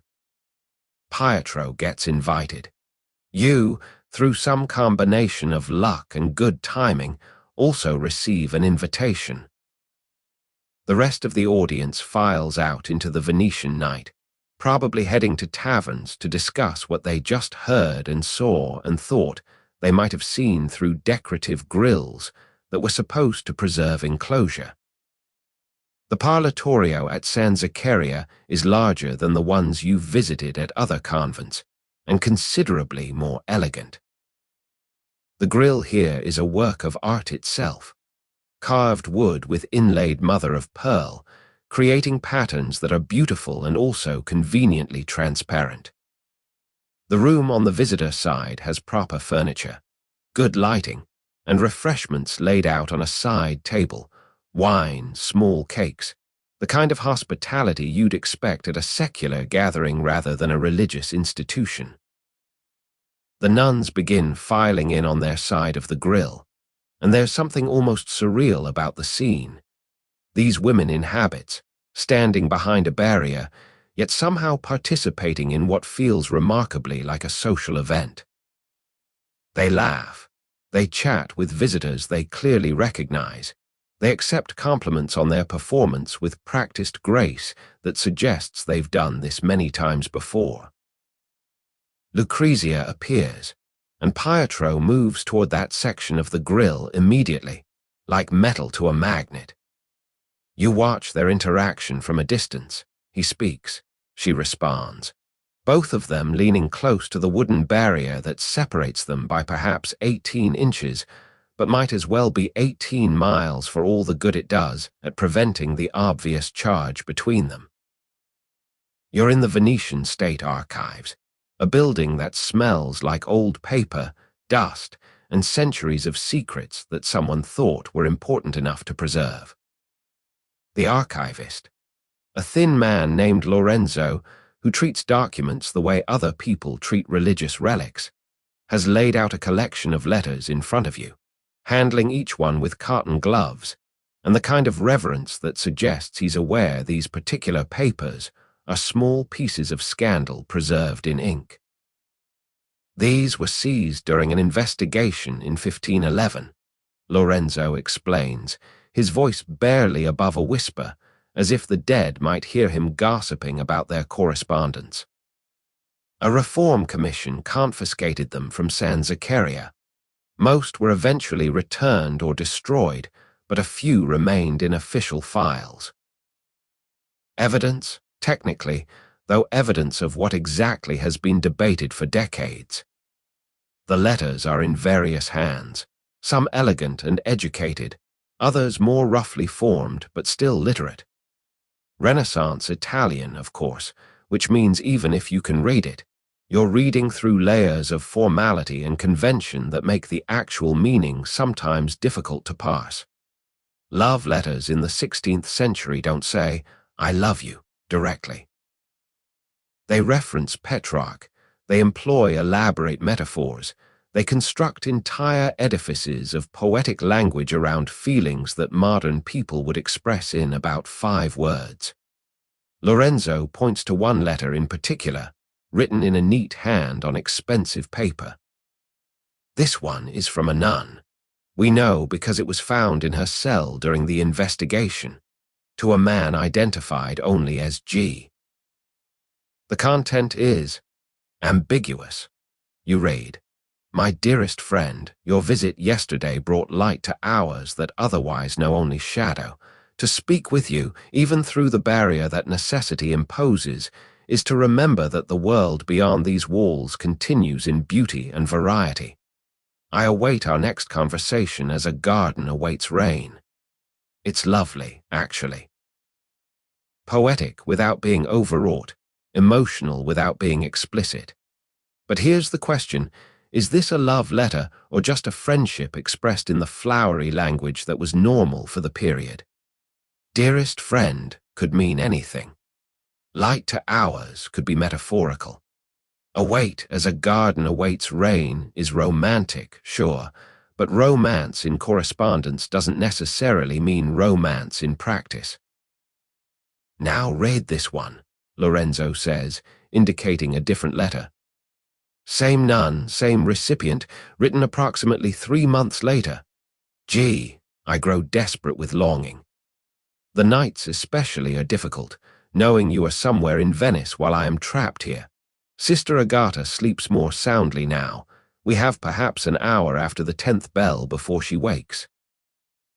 The garden door, you know which one. Please, I cannot continue like this much longer. Oh, well, that's considerably less ambiguous.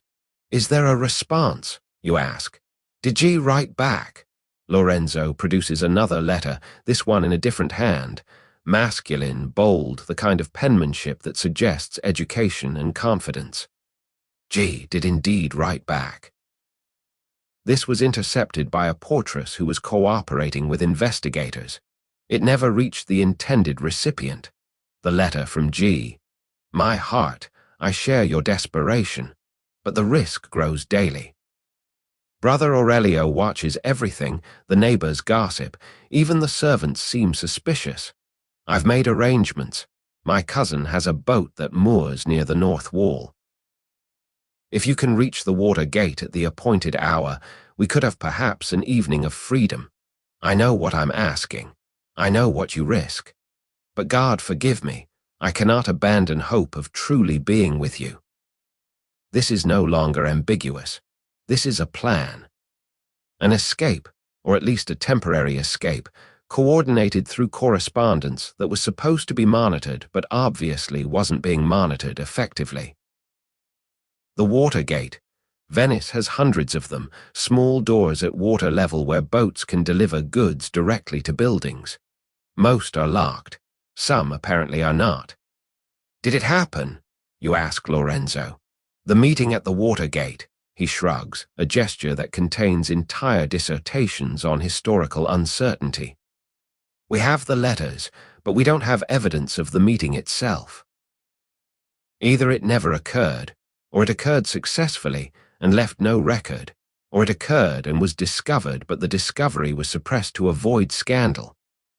All three are possible. You read through more letters. Some are innocent, discussions of books, requests for prayers, the kind of correspondence that monks and nuns have always maintained with the outside world. Others are progressively more explicit in their emotional content. Longing, desire, frustration with the barriers between them. Carefully coded references to previous encounters that may have happened during parlatorio visits, or through some other mechanism, the letters don't specify. One letter contains poetry, actual verse, composed by the nun for her correspondent. It's not very good poetry, honestly, but it's sincere. Behind these walls I dream of walls fallen / of gardens walked in without permission / of hands that touch without wood between them / of words that need no careful supervision. The rhyme scheme is clumsy, the meter inconsistent, but the sentiment is clear. This is someone experiencing enclosure as imprisonment, someone who views the convent's protective barriers as obstacles to a life she actually wants to live. Lorenzo shows you another collection, these from a different convent, Sant'Angelo di Contorta. These are interesting because they involve multiple correspondence. It appears this particular nun maintained friendships with several men simultaneously, all apparently aware of each other's existence. You read through this collection with growing fascination. The nun, identified in the investigation records as Sister Caterina, writes to one man about philosophy, to another about music, to a third about Venetian politics. The letters are intellectually substantial, suggesting genuine friendships based on shared interests. But they also contain undercurrents of flirtation, playful banter that occasionally crosses into territory that seems inappropriate for a consecrated religious woman and her male friends. To one correspondent, she writes, "You asked my opinion on Ficino's commentaries. I confess I find his Neoplatonism more appealing in theory than practice. All that discussion of divine love seems rather cold compared to the earthly variety, don't you think?" To another, "The music you sent is beautiful. Sister Maria and I performed it yesterday. I thought of you throughout, imagining your hands on the strings, creating melodies that reach even into our isolated existence." These aren't smoking guns. They're not explicit descriptions of physical encounters. But they reveal something perhaps more interesting. Women living in forced enclosure who maintained intellectual and emotional lives through correspondence, who refused to let walls completely sever their connection to the broader world, who found in letter writing a form of agency that their circumstances otherwise denied them. The reformers saw these letters as evidence of corruption, Lorenzo says, carefully returning them to their protective folders. They believed any emotional attachment between nuns and men must be sinful. Any exchange of poetry or philosophy must be a cover for carnal intentions. But I wonder sometimes if these letters reveal something more complicated. Women finding ways to remain intellectually alive in situations designed to suppress everything except religious obedience. You notice one more letter, shorter than the others. It's from Sister Caterina to one of her regular correspondents, written apparently near the end of the investigation when she knew her letters were being intercepted. They raid everything now. They judge everything. I hope you'll remember our correspondence more charitably than they do. We harmed no one. We simply refused to let imprisonment become complete annihilation of self. You're following a woman named Zanetta through the narrow morning streets of Venice, trying not to look like you're following her, which is difficult because the streets are narrow enough that subtle distance isn't really an option. She's a servant at San Zaccaria, one of the dozen lay workers who cook, clean, run errands, and generally keep the convent functioning. And she's currently carrying a basket covered with cloth that could contain laundry or vegetables or absolutely anything else. The servants are the convent's connection to the outside world, the people who move freely between sacred and secular space dozens of times daily. And nobody seems to have considered what a spectacular security vulnerability that represents. Zanetta stops at a baker's stall, purchases bread, places it in her basket. Normal errand. Then she stops at a wine merchant, has a brief conversation you can't hear, and accepts a small package that definitely isn't wine. It's too flat, probably paper, maybe letters.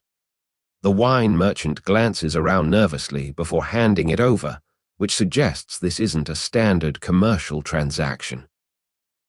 Zanetta tucks the package under the bread, now hidden, and continues walking. She makes 3 more stops, a cloth merchant where she examines fabric samples but doesn't purchase anything, a chemist's shop where she buys something in a small vial, and a goldsmith where she delivers what looks like a piece of jewelry for repair. Each stop is plausibly legitimate. Convents need fabric medicine and jewelry repairs. But each stop also represents an opportunity to pass messages, receive packages, or conduct business that has nothing to do with her official duties. Finally, she returns to San Zaccaria, entering through the service entrance that you watched someone use at 2 in the morning last week.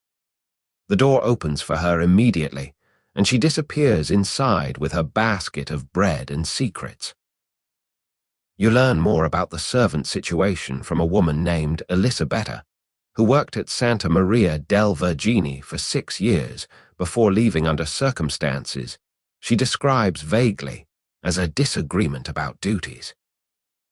She meets you in a tavern near the Rialto, where she works now serving drinks, and she's willing to talk because she's angry about wages she claims the convent still owes her. They hire us because they need us, Elisabetta says, working her way through a cup of wine that she's definitely not paying for. The nuns can't go out shopping, can't do heavy cleaning, can't cook for 40 people daily, so they need lay servants. But here's what they don't think about. We see everything. We're in every room, we hear every conversation, we know who visits and when and why. We're basically invisible to them, like furniture that occasionally moves. And what did you see? You ask. She laughs, signals for more wine. Oh, where to start? The visitors who came for music lessons but didn't bring instruments. The packages that arrived labeled as religious supplies but contained face powder and perfume. The letters that nuns would slip to me with a few coins and instructions to deliver them to specific addresses, never through official channels, always private deliveries. Did you deliver them? Of course I delivered them. They paid me. That was the arrangement, official wage for official work, and then extra coins for extra services. Everyone did it. All the servants.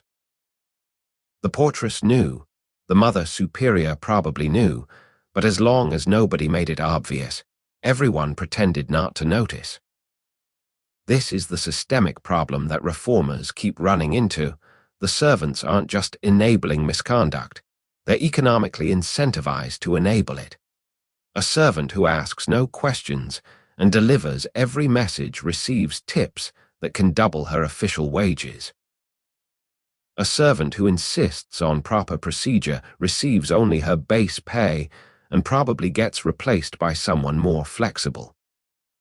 The night visitors were the complicated part, Illicit continues. During the day, visitors use the main entrance, sign the register, everything official. But at night, they'd knock at the service entrance or the garden door, and we were supposed to let them in quietly. Not supposed to record it anywhere. Just open the door, let them through, close it again. Who were they? Men, obviously. Sometimes I recognized them. Sons of noble families, merchants, occasionally someone in church vestments which was extra scandalous. Sometimes they wore masks or hoods, trying to stay anonymous. They'd slip me a few coins on the way in, sometimes more on the way out if they were particularly pleased with how discreet I'd been. And where did they go once inside? Illicit shrugs. That depended. Some went straight to the parlatorio. Apparently certain nuns had arrangements to be there at specific hours. Some went to individual cells, which technically wasn't supposed to be possible, but you know, architecture is flexible when you want it to be. Some went to common areas, the music room, the library, places where nuns could plausibly have reasons to be at odd hours. She pauses, considers her words carefully.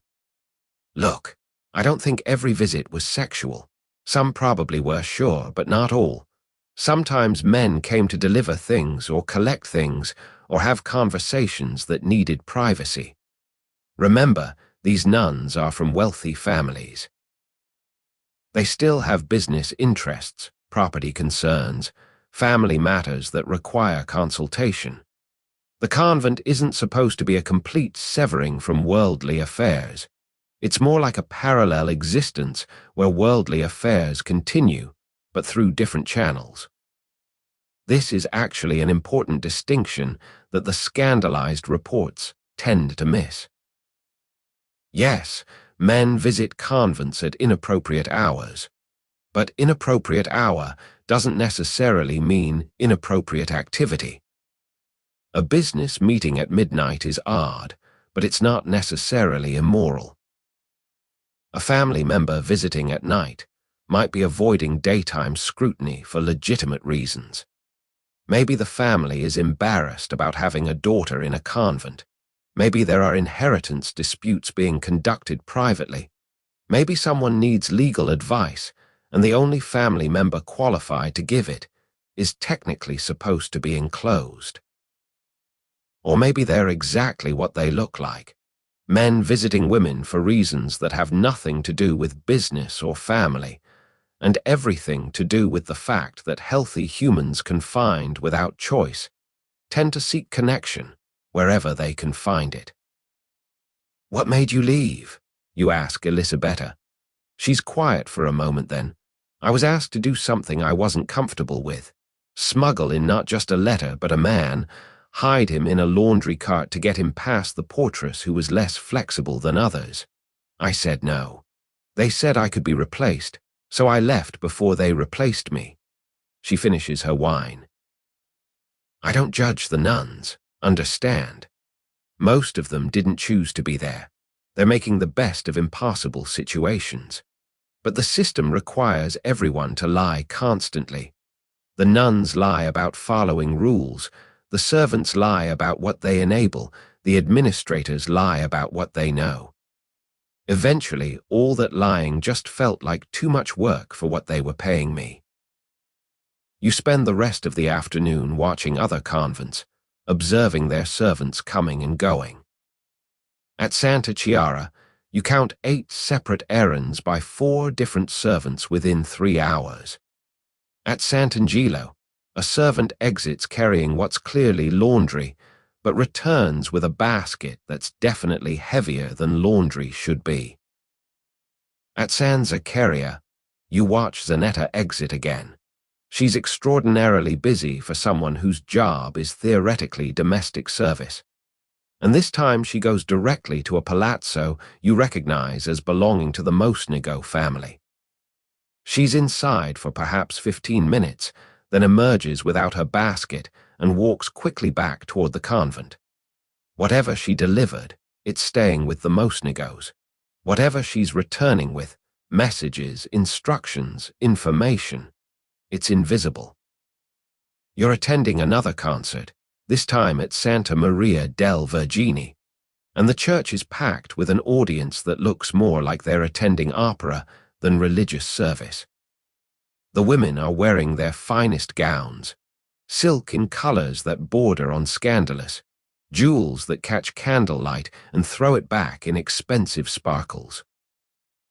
The men are peacocking in their best doublets, their hair carefully arranged, their expressions carefully calibrated to suggest they're here for the music, and definitely not to stare at young women through decorative screens.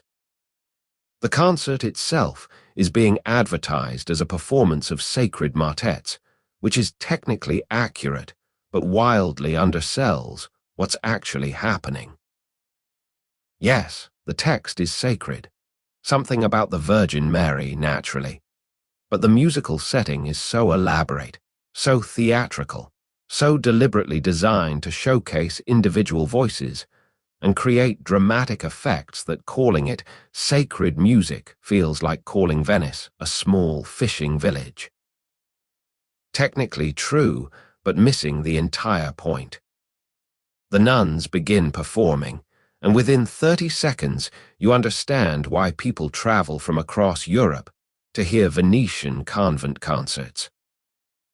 The sound is extraordinary, not just technically proficient, but emotionally affecting in ways that suggest these women are channeling something beyond mere religious duty. The lead soprano has a voice that could probably shatter the stained glass windows if she pushed it, but instead she's using it with surgical precision to create moments of beauty so acute they're almost painful. And here's the thing the reformers keep complaining about. You can see her. The screen is there, yes, maintaining the legal fiction of enclosure. But it's designed with gaps and patterns that allow visibility, and the candles are positioned to illuminate the performers rather than obscure them. You can see her face, her expressions, the way she closes her eyes during particularly emotional passages, the way her hands move in gestures that are almost theatrical. This isn't a nun singing from behind protective barriers. This is a performer giving a performance, and the screen is set decoration rather than meaningful separation. Next to you, a young man, maybe 20, dressed in colors that hurt to look at, is literally leaning forward out of his seat, mouth slightly open, apparently having a religious experience that has nothing to do with God and everything to do with the soprano.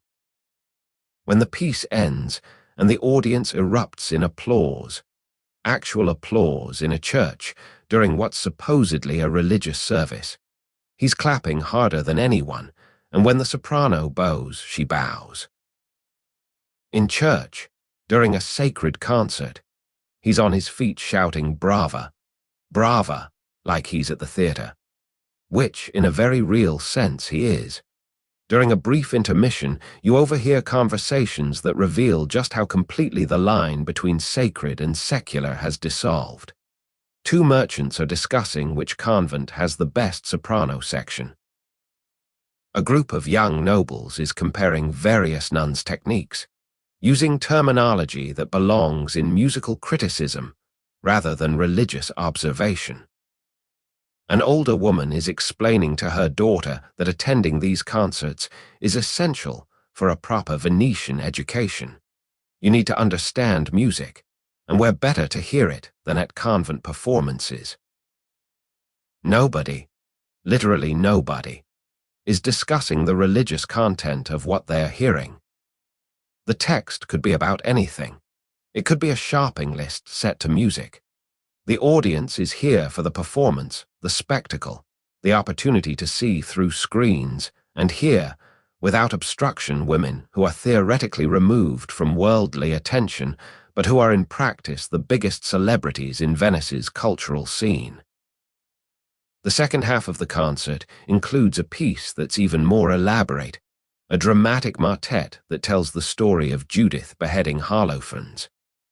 The text is biblical, sure, but the treatment is operatic.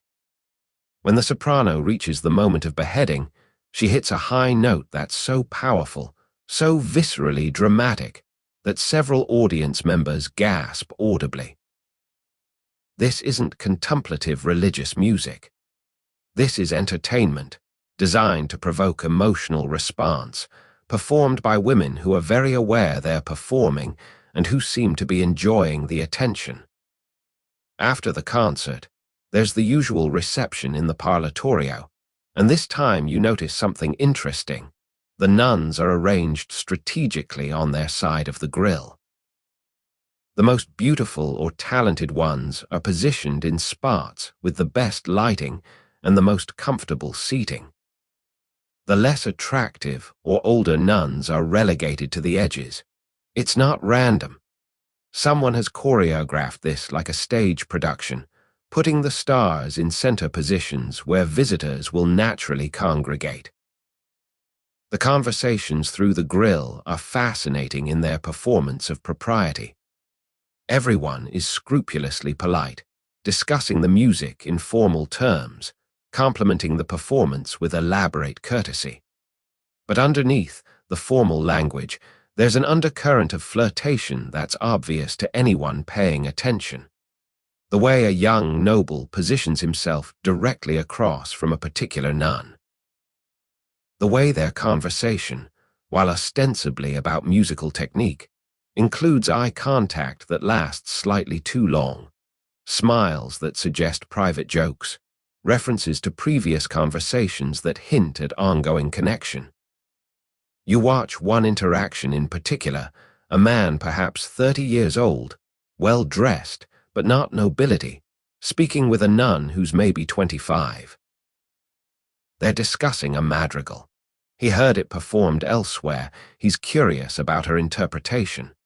She explains her choices. He asks intelligent questions. She responds with enthusiasm.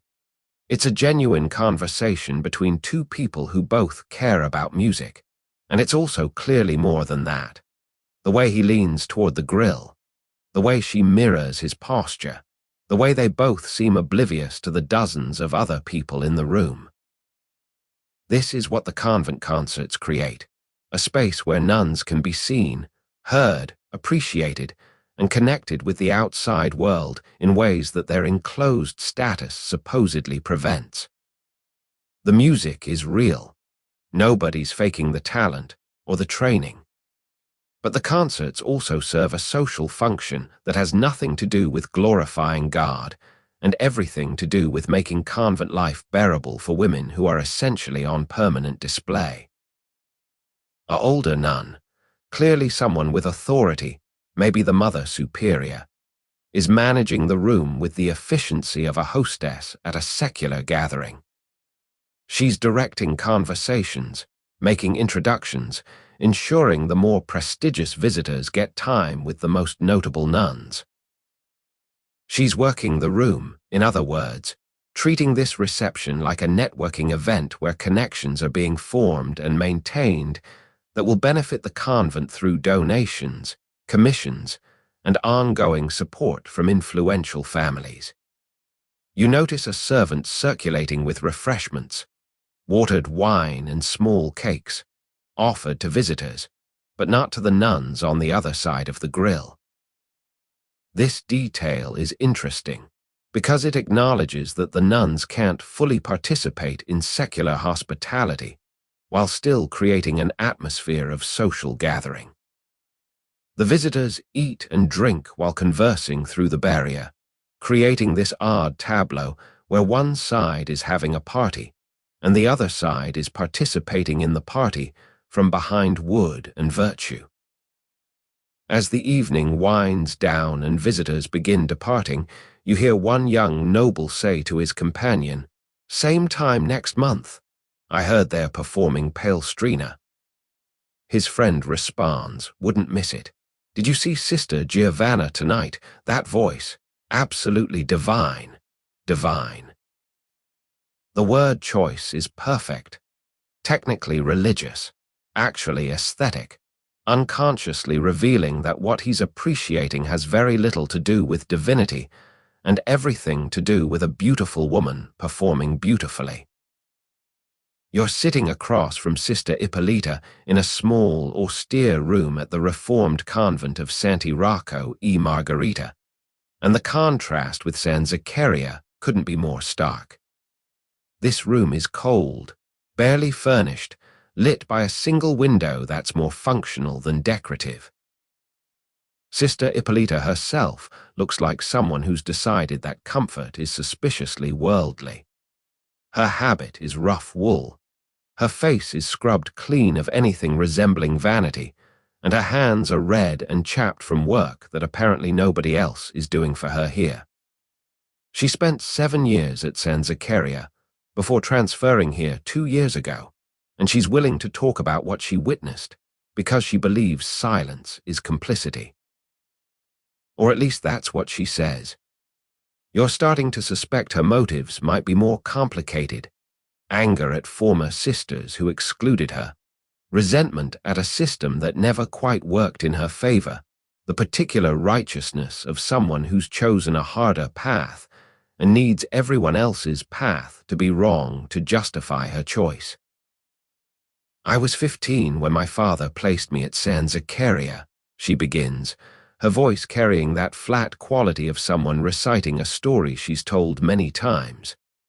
"Fourth daughter. 2 older sisters married well. One younger sister was beautiful enough that father held her back for an exceptional match. I was the one in between. Not ugly, not pretty. Not stupid, not brilliant. Just inconvenient." This part you believe completely. This is the story of dozens of Venetian daughters who ended up in convents not because God called them, but because mathematics eliminated other options. "At first I tried to be devout," she continues. "I thought if I couldn't have the life I wanted, at least I could be good at the life I had. I prayed sincerely, attended every service, followed every rule. But San Zaccaria isn't designed for devotion. It's designed for aristocratic comfort with a religious veneer." "What did you see?" you ask, because she's clearly building to this. "Everything," she says, leaning forward with an intensity that's almost uncomfortable. "I saw nuns who maintained their own apartments. Not cells, apartments, with multiple rooms and personal furniture brought from their family palazzos. I saw meals that would shame secular banquets, meat on fast days, wine flowing freely, delicacies that cost more than most Venetians earn monthly. I saw nuns wearing silk under their habits, maintaining jewelry collections, receiving beauty preparations that they pretended were medicinal. This all tracks with what you've observed, though Sister Ippolita's descriptions have an edge of contempt that suggests personal grievance rather than purely moral objection. "The visitors," she says, and here her voice drops lower, becomes more urgent. "Men visiting at all hours. I know what I saw. I shared a corridor with Sister Lucrezia. You've probably heard about her, the soprano with the extraordinary voice. Every Thursday night, regular as clockwork, I'd hear footsteps outside my cell. Male footsteps. Heavy boots, not women's slippers. They'd stop at a door. I'd hear knocking, hear her door open, hear conversation, sometimes music. Once I heard laughter, her laughter and a man's laughter together from inside her cell at midnight. Did you report it? To whom? Her laugh is bitter. The Mother Superior knew. She had to know. The entire corridor knew. But reporting it would mean admitting that San Zaccaria wasn't maintaining proper discipline, which would threaten donations, which would threaten the comfortable lifestyle everyone was enjoying. Silence was the price of comfort. You notice she keeps saying everyone was enjoying comfort, but her own description suggests she wasn't part of that everyone. Were you excluded? She hesitates, then nods slowly. My family wasn't wealthy enough to secure me one of the better apartments. I couldn't afford music instruction, couldn't contribute to the social events that the wealthier nuns organized. I was peripheral. Present but not important, and when you're peripheral, you see things that the center doesn't know you're seeing. This is the crucial detail that reframes everything she's telling you. She's not testifying as a neutral observer. She's testifying as someone who was excluded from the privileges others enjoyed, someone whose moral objections might be inseparable from her social resentment. Tell me about the worst thing you witnessed, you say. She's quiet for a long moment, fingers working at the rough fabric of her habit. There was a party, an actual party inside the convent, celebrating. I don't even remember what. Someone's feast day, maybe, or some aristocratic visitor. It was in one of the common rooms on the upper floor, a large space that the wealthy nuns had furnished like a salon. I was walking past. I wasn't invited, of course, and the door was partially open. She closes her eyes, remembering. There were perhaps 20 people inside. Half were nuns, but not wearing full habits. They'd removed their wimples, loosened their robes, made themselves comfortable. The other half were men. Not old men, not family members bringing legitimate business. Young men. Noblemen from families I recognized. They were drinking wine, eating delicacies from silver plates, and there was music. One of the men had brought a lute. The nuns were laughing, flirting openly, behaving like courtesans at a secular gathering. Did you see anything explicitly sexual? No, she admits, and you hear the frustration in her voice. Not explicitly, but the atmosphere was so inappropriate, so worldly, so completely contrary to everything a convent is supposed to be.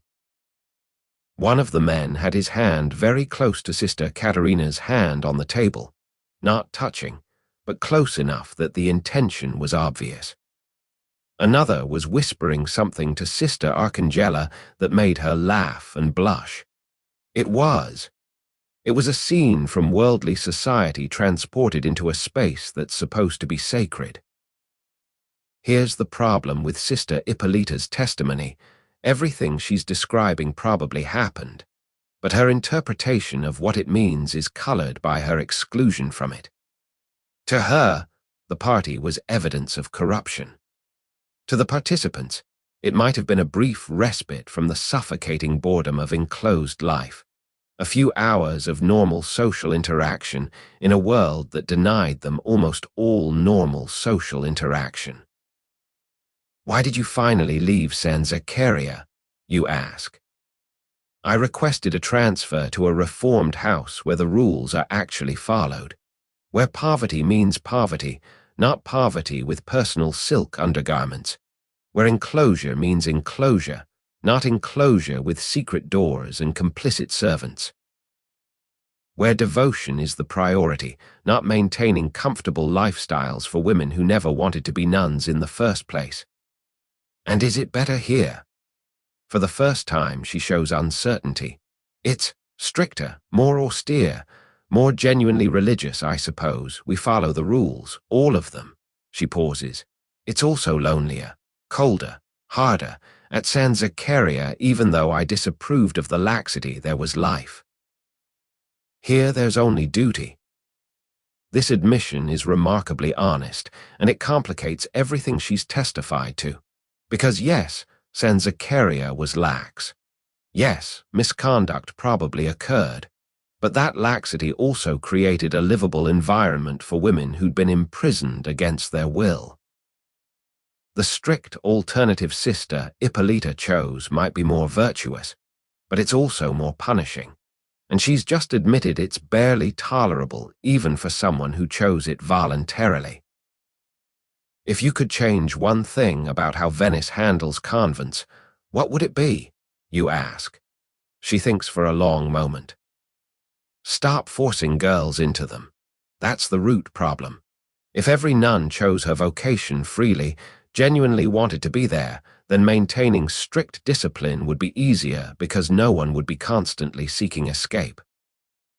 But as long as convents are dumping grounds for inconvenient daughters, you'll have populations who never wanted religious life trying to create some version of secular life within religious walls. And you can't blame them for that. Not really, not if you're honest. You're in a tavern near the Rialto with a French priest named Father Mitchell who's visiting Venice as part of a delegation studying religious practices across Italy.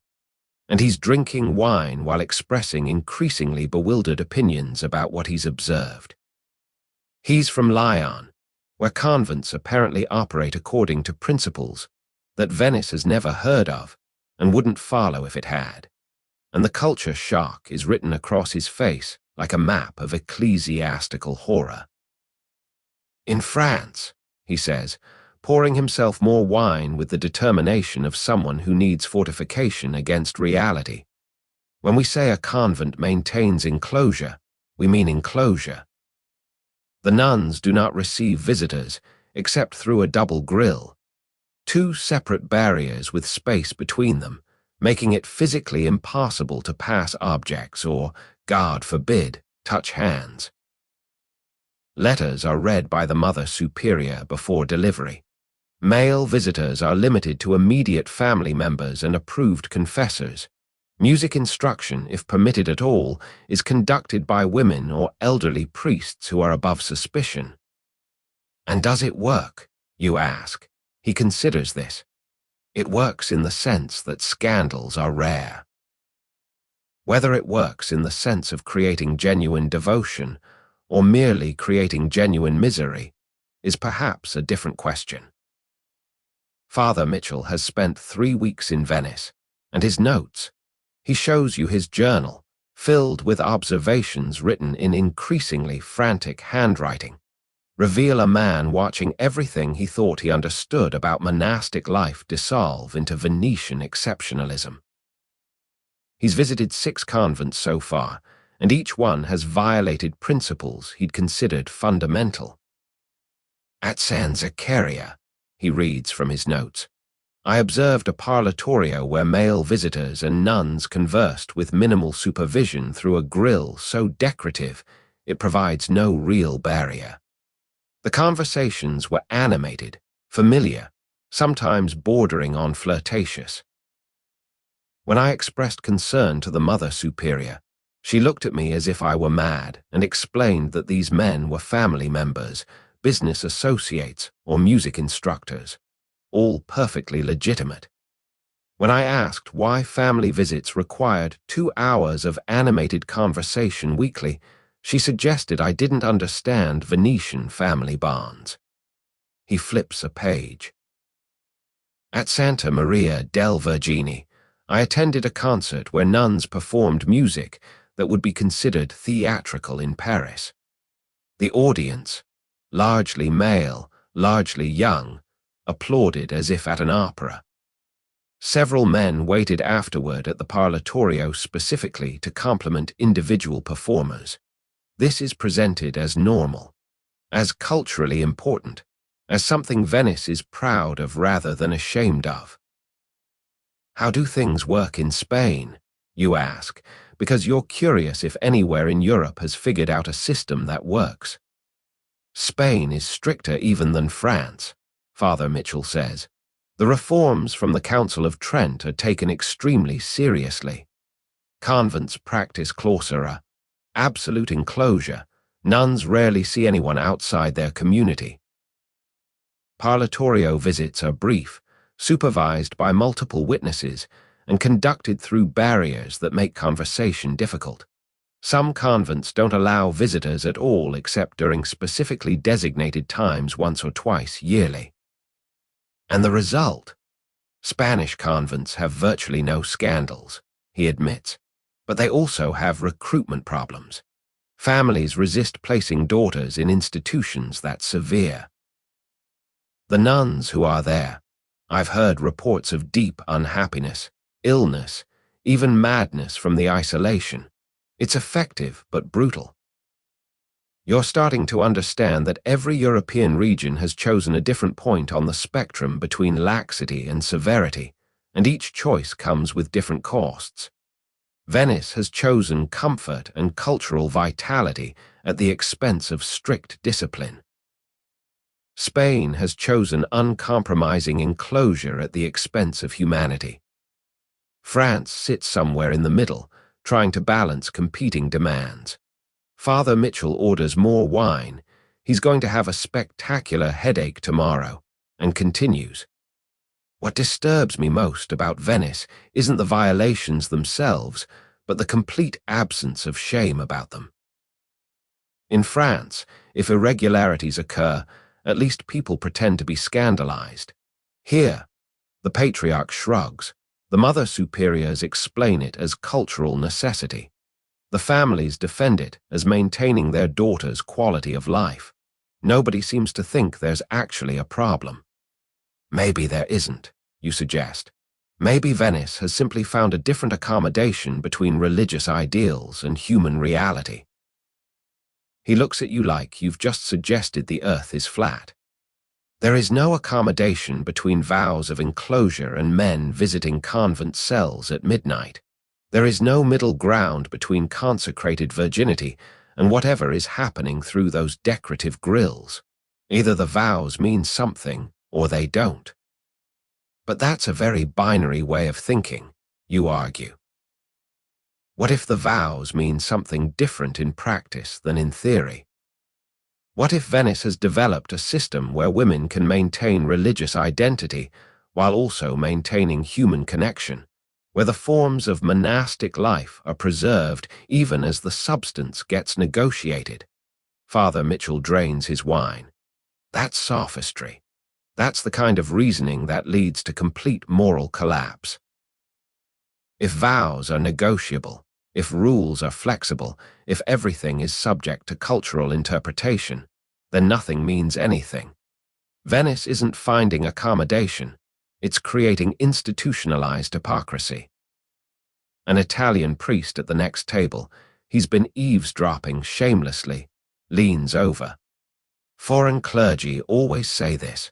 You come here with your French rules or Spanish rules or German rules, and you're shocked that we don't follow them. But you don't understand Venice. We're not part of the Papal States. We maintain independence in ecclesiastical matters. Our convents serve Venetian needs in Venetian ways.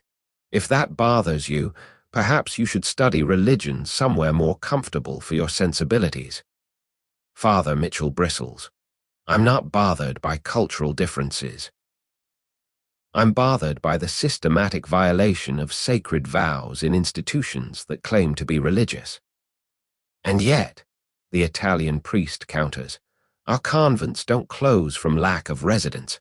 Our nuns produce music that glorifies God throughout Europe. Our institutions provide valuable social services. Perhaps effectiveness matters more than rigid adherence to rules written for different times and places. This argument, you realize as you listen to them debate with increasing volume and decreasing coherence, is the fundamental split in how people understand Venice's convent situation. One side sees rules as absolute, violations as unacceptable regardless of context. The other side sees rules as guidelines to be adapted, with success measured by outcomes rather than compliance. Father Mitchell eventually stumbles back to whatever lodging his delegation secured, probably to write angry reports that will horrify his superiors and change absolutely nothing about how Venice operates. The Italian priest stays, orders more wine, and explains to you that foreign clergy have been complaining about Venetian practices for centuries. They don't understand that we've always been different, he says. We're a republic, not a monarchy. We're merchants, not feudal lords. We trade with Muslims and Orthodox Christians and anyone else with money. Our religion reflects our reality. Flexible, pragmatic, focused on what works rather than what's theoretically pure. Our convents are the same. They work for Venice. That they'd be scandals in Madrid or Paris is irrelevant. We're not in Madrid or Paris. You walk home through dark streets, thinking about comparison and context. Venice's convents would indeed be scandalous anywhere else in Europe.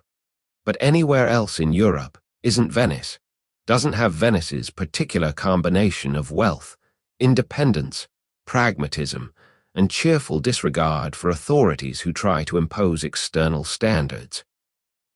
You're standing in the Patriarch's palazzo again, but this time the atmosphere is considerably more tense than during your last visit. There are official documents everywhere, papal bulls, conciliar decrees, letters from Rome written in the kind of Latin that manages to sound threatening even if you don't understand the specific words. Antonio Contarini looks like he's aged 5 years in the 6 months since you last saw him, and he's holding a particular document with the careful grip of someone handling a live snake. The Council of Trent, he says, his voice flat with exhaustion, has issued definitive regulations on female religious life. Clausura, absolute enclosure, is now mandatory for all convents throughout Christendom. No exceptions for local custom. No accommodation for regional differences. All convents must implement strict enclosure within 1 year or face closure and excommunication. The Council of Trent has been meeting on and off for nearly 2 decades, trying to reform the Catholic Church in response to Protestant criticisms and internal corruption. Female religious life has been a particular focus because, let's be honest, the scandals aren't unique to Venice. Convents across Europe have similar problems. Lax discipline, inappropriate visitors, women who never wanted to be nuns making the best of bad situations. Trent's solution is characteristically blunt: lock everything down, enforce strict separation, eliminate all the grey areas where misconduct can flourish. What do the regulations specifically require, you ask? The Patriarch reads from the document. All convents must maintain permanent enclosure with no exceptions. Parlatorio visits limited to 1 hour, through double grills, with multiple witnesses present at all times. All letters to be read by superiors before delivery. No musical performances for public audiences. No male instructors of any kind except elderly confessors approved by the bishop. No personal possessions beyond basic necessities. Communal living spaces only. No private apartments or cells. Uniform dress with no personal modifications. Regular inspections by episcopal authorities to ensure compliance. He drops the document on his desk like it personally offends him. These regulations would transform Venice's convents from cultural institutions into prisons. San Zaccaria would have to cancel its famous concerts that attract visitors from across Europe, that bring prestige and income to the city. Every convent would have to dismiss its music instructors, end its needlework commissions, restrict family visits to the point where maintaining family connections becomes impossible. We're talking about fundamentally restructuring institutions that have operated in their current form for centuries. And if Venice refuses to comply, Rome has been very clear about consequences. Convents that refuse reform face interdict. They'd be forbidden to celebrate Mass, receive sacraments, or function as religious institutions. Individual nuns who resist could be excommunicated. Mother superiors who fail to enforce the regulations could be removed and replaced with reformers appointed by Rome. And the Republic itself risks being placed under interdict again, which, given that we've already experienced that particular pleasure in 1509, is something we'd very much like to avoid. But here's the political problem. Venice's convents aren't just religious institutions. They're also social safety valves for aristocratic families, cultural venues that enhance the city's reputation, economic entities that employ servants and commission goods, and repositories for women from the most powerful families in the Republic. Reforming them according to Trent's strict standards means challenging all those interconnected interests simultaneously. You watch the Patriarch pull out a different set of documents, responses from various convents, to his notification about the new requirements. He reads selections aloud, and they range from resigned compliance to barely concealed defiance. Santa Chiara, we will implement the required changes to the best of our ability, though we note that some regulations may prove difficult given our financial constraints and current obligations. Translation: we'll pretend to comply while changing as little as possible. San Zaccaria, as an institution housing daughters of 12 doges and maintaining centuries of tradition, we respectfully request clarification on how these regulations apply to convents of our particular historical and social significance. Translation: we're too important to be treated like common convents. You can't actually enforce this on us.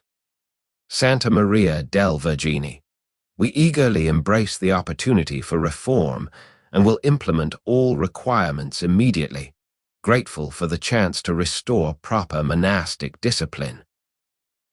Translation: we're either genuinely devout or cleverly positioning ourselves to benefit from appearing cooperative while others resist. Sant'Angelo di Contorta, we note that implementing these regulations would require significant architectural modifications, dismissal of essential staff, and restructuring of financial arrangements that support not only our residents, but numerous dependents and social services. We request a 5-year transition period and financial assistance from the diocese. Translation: these reforms are expensive and complicated. If you want them, you're going to have to pay for them. The Patriarch sets down the letters and looks at you with the expression of someone who's realized his job is impossible. Rome wants immediate reform. Venice wants continued autonomy.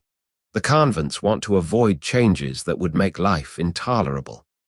The families want their daughters maintained in comfort. I'm supposed to satisfy all these contradictory demands simultaneously, while also, maintaining my own position and not being excommunicated or assassinated. What will you actually do? He sighs deeply. What I always do. Compromise in ways that satisfy nobody but anger nobody enough to take action. I'll issue new regulations that appear to comply with Trent's requirements, but include enough flexibility and vague language that convents can interpret them according to their circumstances. I'll conduct inspections that find technical compliance even when substance is lacking. I'll write reports to Rome describing our vigorous reform efforts while writing letters to convents assuring them that their traditional practices can continue with minor modifications. That's just systematic hypocrisy. Yes, he agrees without shame. It's systematic hypocrisy that keeps everyone minimally satisfied, prevents open conflict, maintains social stability, and allows me to remain in position to mediate future disputes.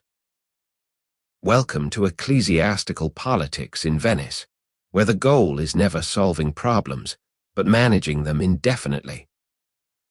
Over the next several months, you watch the reforms roll out in practice. Some changes actually happen, Most convents install double grilles in their parlatorios, though the gaps between the two barriers are often wide enough that passing objects or touching hands remains possible with minor effort. Musical performances for public audiences don't stop, but they're now officially private devotional exercises that the public happens to be permitted to witness. Male music instructors aren't dismissed, but they're now classified as confessors who happen to provide spiritual guidance through music. The most significant change is documentary. Everything now gets recorded in official registers that create a paper trail of compliance. Visitor names, times, purposes, letter receipts and deliveries, financial donations and their sources. It looks impressively organized and suggests serious oversight.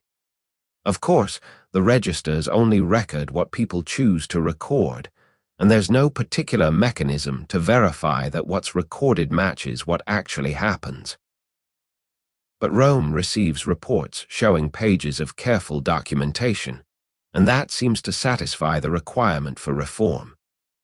You're examining the physical buildings themselves now, because architecture tells truths that people try to hide. Stone and brick don't lie the way testimony does. Doors exist, or they don't.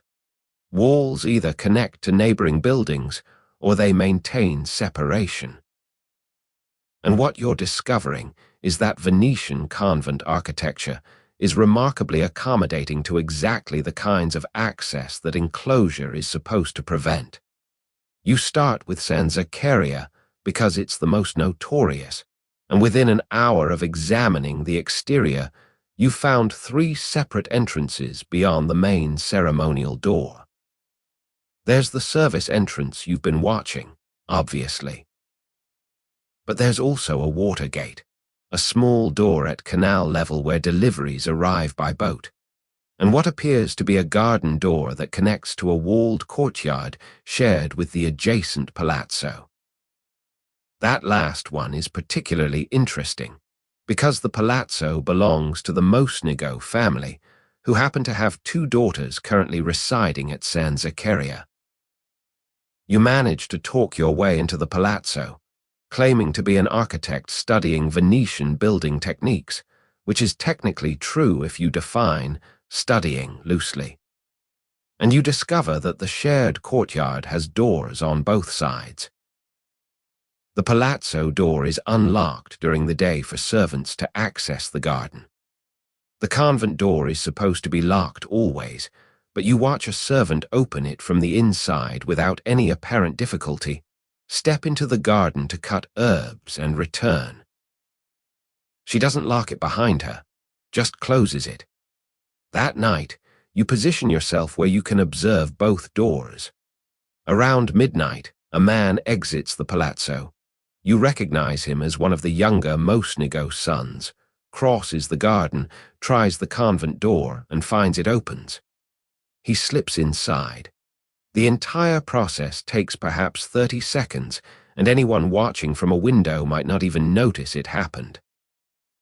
You're not saying he did anything inappropriate once inside. Maybe he was delivering a message to his sisters. Maybe there was a family emergency that required immediate consultation. Or maybe Venice's most prominent convents have architectural features that make enclosure essentially voluntary, maintained when convenient and ignored when not. Sant'Angelo di Contorta presents a different kind of architectural problem. The building shares a wall with a wealthy merchant's house, and the wall is old enough that it predates both current structures. It's a remnant from earlier construction that both buildings incorporated rather than demolished. You notice that the wall has what looks like a bricked-up doorway on the merchant's side, but when you examine it more carefully, the brickwork is newer than the surrounding stone and not particularly well mortared. A local tells you, because Venetians love to gossip about their neighbors, that the merchant's son has been conducting a lengthy correspondence with one of the nuns, his cousin, who was placed in the convent after a betrothal fell through scandalously. The local implies, with a meaningful look, that the correspondence may have progressed beyond letters. The shared wall seems awfully convenient for that kind of progression. You visit Santa Maria del Vergine and find architecture that's almost comically designed for secret access. The convent backs onto a narrow canal with a water gate that's ostensibly for deliveries, but is positioned such that a small boat could moor there almost invisibly from the street. There are windows on the upper floors that overlook this canal, and you notice that several have been modified, enlarged slightly, fitted with shutters that open outward rather than inward, positioned at heights that would make it relatively easy to reach from a boat if you had, say, a ladder or a helpful rope. You're not imagining this. You watch for 3 nights, and on the 3rd night a small boat does indeed moor at the water gate. A figure climbs out, definitely male, definitely young, and rather than knocking at the gate, he positions the boat carefully and climbs up to one of those modified windows. The shutter opens from inside. He climbs through. The shutter closes. The boat remains moored below, rocking gently in the canal water. An hour later, the same process in reverse. He climbs out the window, descends to the boat, and rows away into the Venetian night. The whole operation is so practiced, so smooth, that you realize this isn't the first time. This is routine. This is a system that's been developed and refined through repetition. The architecture of Santa Chiara is more subtle, but equally accommodating. The building has multiple levels, and the internal layout is deliberately complicated. Corridors that branch, stairs that connect different sections, rooms that serve ambiguous purposes. You get a tour from the portress, who's either genuinely unaware of the building's secret geography or is playing innocent very convincingly. This corridor leads to the chapel, she explains, guiding you through a passageway that seems unnecessarily convoluted. And this one to the kitchen. This door, she tries it, finds it locked. This is storage, I think. Or maybe cells for the elderly sisters. I'm not actually sure. The building is very old, you understand. Parts of it date back to the 13th century. We don't use all the spaces.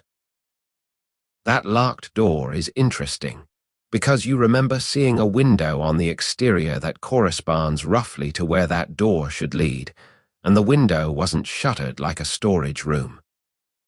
It was open, with curtains visible, suggesting inhabited space. So there's a section of the convent that the portress either doesn't know about, or is pretending not to know about. Rooms that aren't on the official tour, aren't mentioned in descriptions of convent layout, but definitely exist, and definitely connect to the rest of the building through doors that some people have keys to. You consult with an actual architect, a Venetian named Lorenzo who's worked on various convent renovations and is willing to discuss their peculiarities over wine. He confirms what you've been discovering: convent architecture in Venice is uniquely porous. They weren't originally designed as prisons, Lorenzo explains.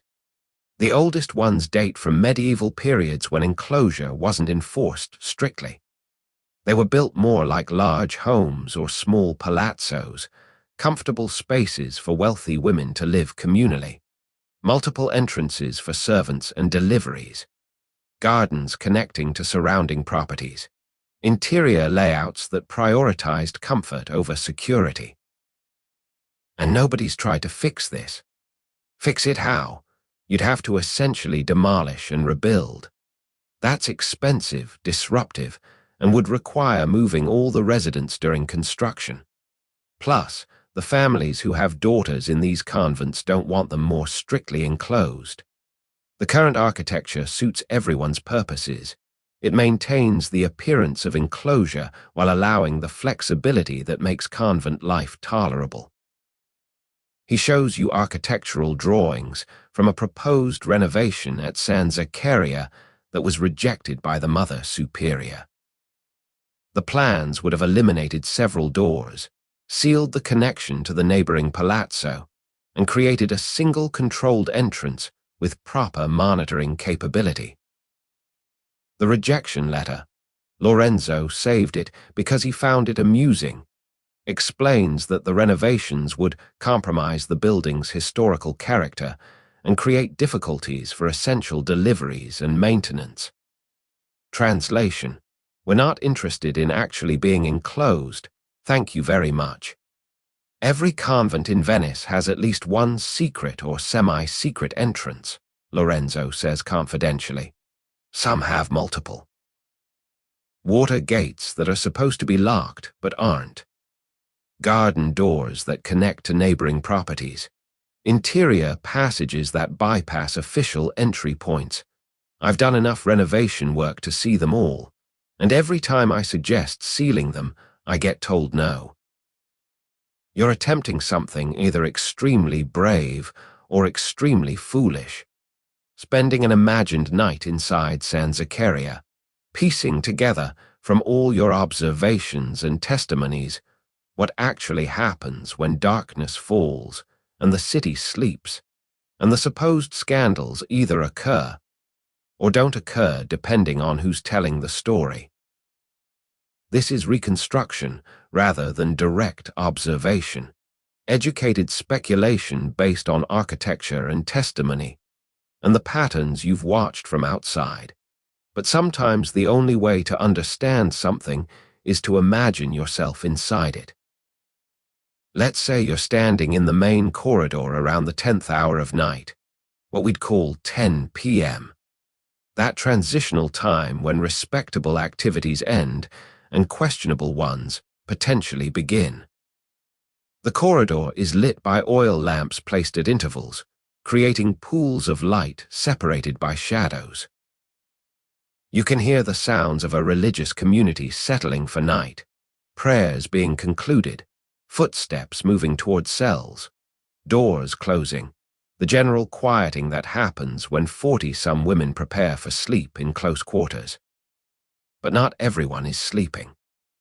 You notice light under certain doors, hear conversations that haven't concluded, detect movement that suggests the official schedule is more guideline than absolute requirement. One door opens, and Sister Lucrezia emerges. You recognize her from the concerts, that extraordinary soprano voice contained in a woman who's maybe 26 now, who's been here since 15, who's spent over a decade finding ways to make imprisonment bearable. She's not wearing her full habit. She's in the kind of indoor dress that nuns wear when not in public, simpler, more comfortable, less encumbering. Her hair is partially visible beneath a loose head covering. She's carrying something, a book, maybe, or letters. She walks down the corridor with the confidence of someone who knows where she's going and expects no interference. You follow at a distance, watching her descend a narrow stairway to the ground floor, move through passages you remember from your tour, and arrive at a door you recognize, the one that connects to the garden that connects to the Mosnigo Palazzo. She tries the door. It's unlocked. Of course it's unlocked. She steps into the garden, leaves the door slightly ajar behind her. You wait in the shadows, and perhaps 5 minutes later you see movement from the palazzo side. A man enters the garden, young, well-dressed even in the darkness, moving with the careful quietness of someone who's done this before. He reaches the door where Lucrezia is waiting. They don't embrace immediately, don't rush into anything. They speak briefly, just a few words you can't hear from your position. Then they return inside together, and the door closes behind them. Where do they go?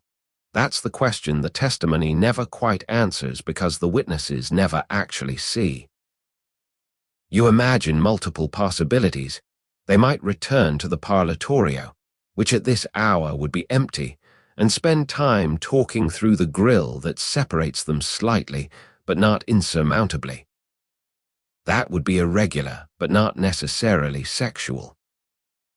Or they might go to her cell, which would be deeply inappropriate, but is architecturally passable if everyone who might notice has been convinced to look the other way through various combinations of bribery, loyalty, or shared complicity in the flexible enforcement of rules. Or, and this seems most likely based on everything you've learned, they might go to one of those ambiguous spaces that the portress couldn't quite identify during your tour. A music room, perhaps, officially designated for practice, but actually used for whatever purpose serves the moment. A storage area that's been quietly converted into a comfortable meeting space, somewhere that's technically part of the convent, but functionally separate from the watched and monitored areas where propriety must be maintained. You imagine them spending perhaps 2 hours together. Talking, certainly. These aren't brief encounters driven purely by physical desire. They're sustained connections between people who have found each other despite systems designed to keep them apart. Maybe they discuss books, music, politics, the thousand subjects that educated Venetians care about. Maybe they discuss their feelings, their frustrations, the impossibility of their situation. Maybe they express physically what they feel emotionally, crossing boundaries that church law says should never be crossed. Or maybe they just hold hands through a grill and talk, and that's enough. That's the thing about scandal. You never know what actually happens in the spaces between observation. The critics assume the worst. The defenders assume innocence. The truth is probably somewhere between, varying by individual, by circumstance, by what specific people want and need and are willing to risk. Around midnight, you imagine hearing music from somewhere above, actual music, someone playing a lute with considerable skill. It's not sacred music. It's a popular madrigal that you heard performed at a secular gathering last week. Someone in this convent at midnight is either practicing music that has nothing to do with religious duties, or entertaining visitors who appreciate secular entertainment, or simply playing for personal pleasure, because spending years in enforced enclosure without music would drive anyone mad.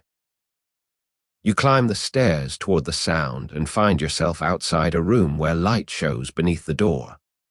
You can hear voices now, multiple voices, both male and female, engaged in conversation that includes laughter.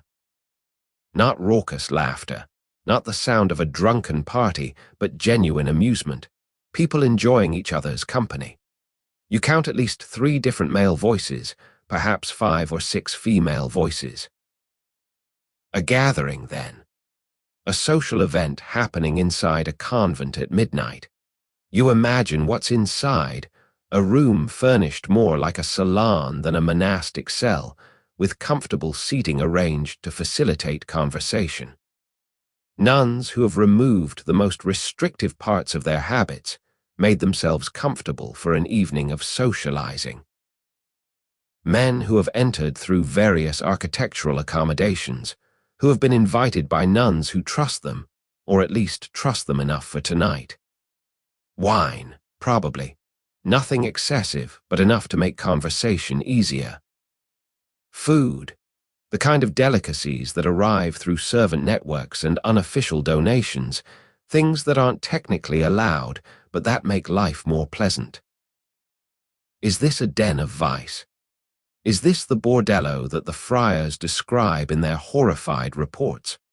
From outside the door, it sounds more like a dinner party, the kind of gathering that happens in aristocratic homes throughout Venice every night. Educated people discussing ideas, sharing news, enjoying the company of others who understand their references and appreciate their wit. The scandal isn't what they're doing, it's where they're doing it, and who they're supposed to be. Around 2 in the morning, you imagine the gathering begins to disperse. The men leave first, slipping out through whichever entrances they used to arrive, timing their departures to avoid each other and any late-night observers. The nuns clean up evidence of the gathering, putting away the wine, removing the extra chairs, restoring the room to something resembling its official purpose. By 3 a.m., the convent is quiet again, everyone in their cells or pretending to be, the building settling into the kind of silence that could be innocence or could be conspiracy, depending on your perspective. You imagine Sister Lucrezia returning to her cell around this time, alone now, whatever happened with her visitor concluded. She prepares for bed with the routine of someone who's done this hundreds of times, removing the indoor dress, washing briefly in cold water, putting on a sleeping shift, braiding her hair. She kneels for prayers because even in the midst of whatever rules she's breaking, she's still a nun, still maintains some relationship with the devotional life she's trapped in. What does she pray about?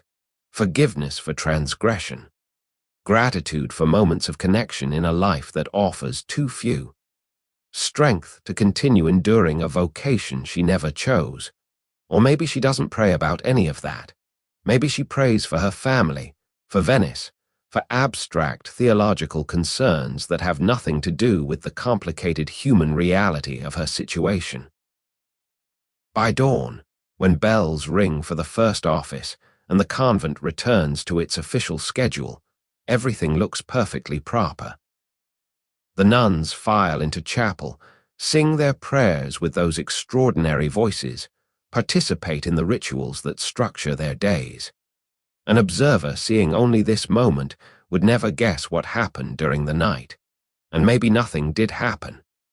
Maybe the whole reconstruction is fantasy, imagination filling in spaces that testimony leaves empty. But the architecture remains. The doors that open remain openable. The windows that allow access remain accessible. The systems that enable connection remain functional. Whether they're used for scandal or survival or something between those extremes, they're there, built into the very bones of buildings that claim to maintain enclosure while providing every tool necessary to compromise it.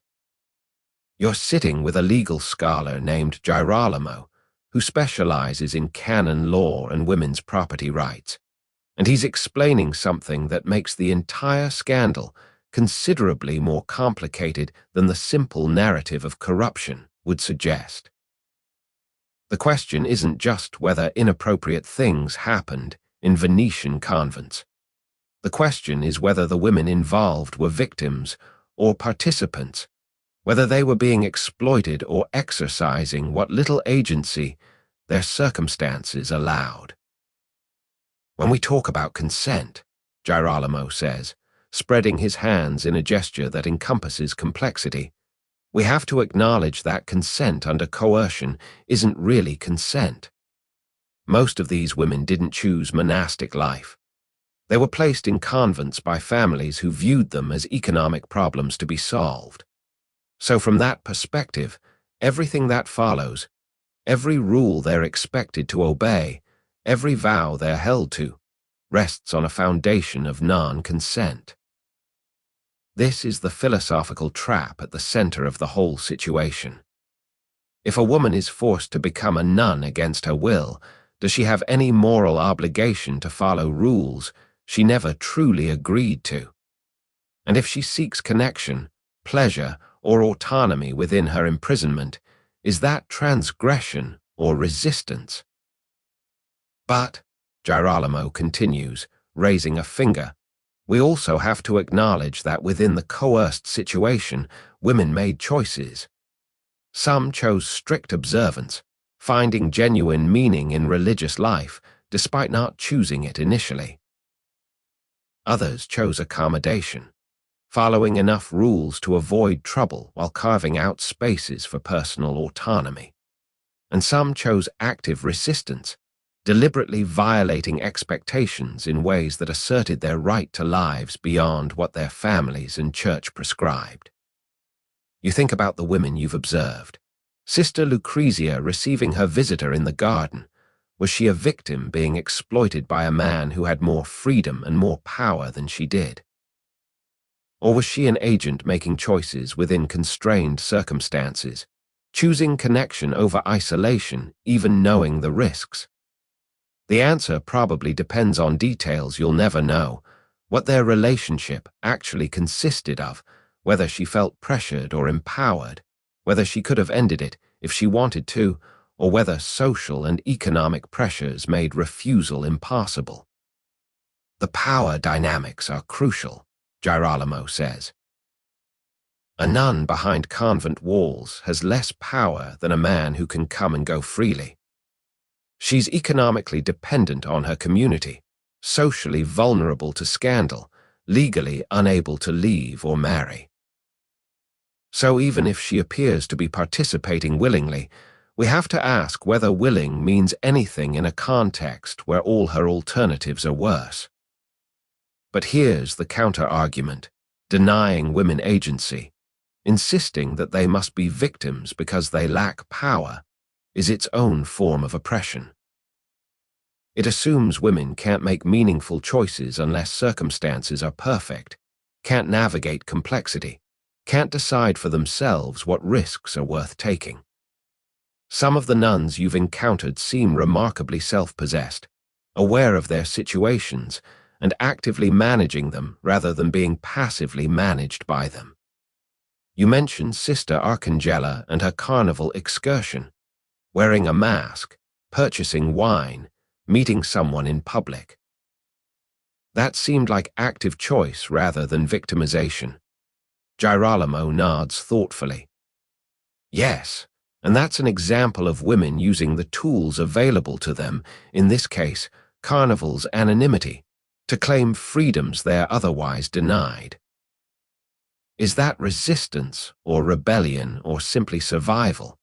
Probably all three. The categories aren't mutually exclusive. You move to a harder case, the nuns who maintained correspondence with multiple men, who seemed to enjoy the attention, who perhaps even encouraged it. Sister Caterina, with her witty letters about philosophy and music, engaging intellectually with men in ways that occasionally crossed into flirtation. Was she being exploited, or was she skillfully managing relationships that provided intellectual stimulation her convent life otherwise lacked? Both, Girolamo says immediately.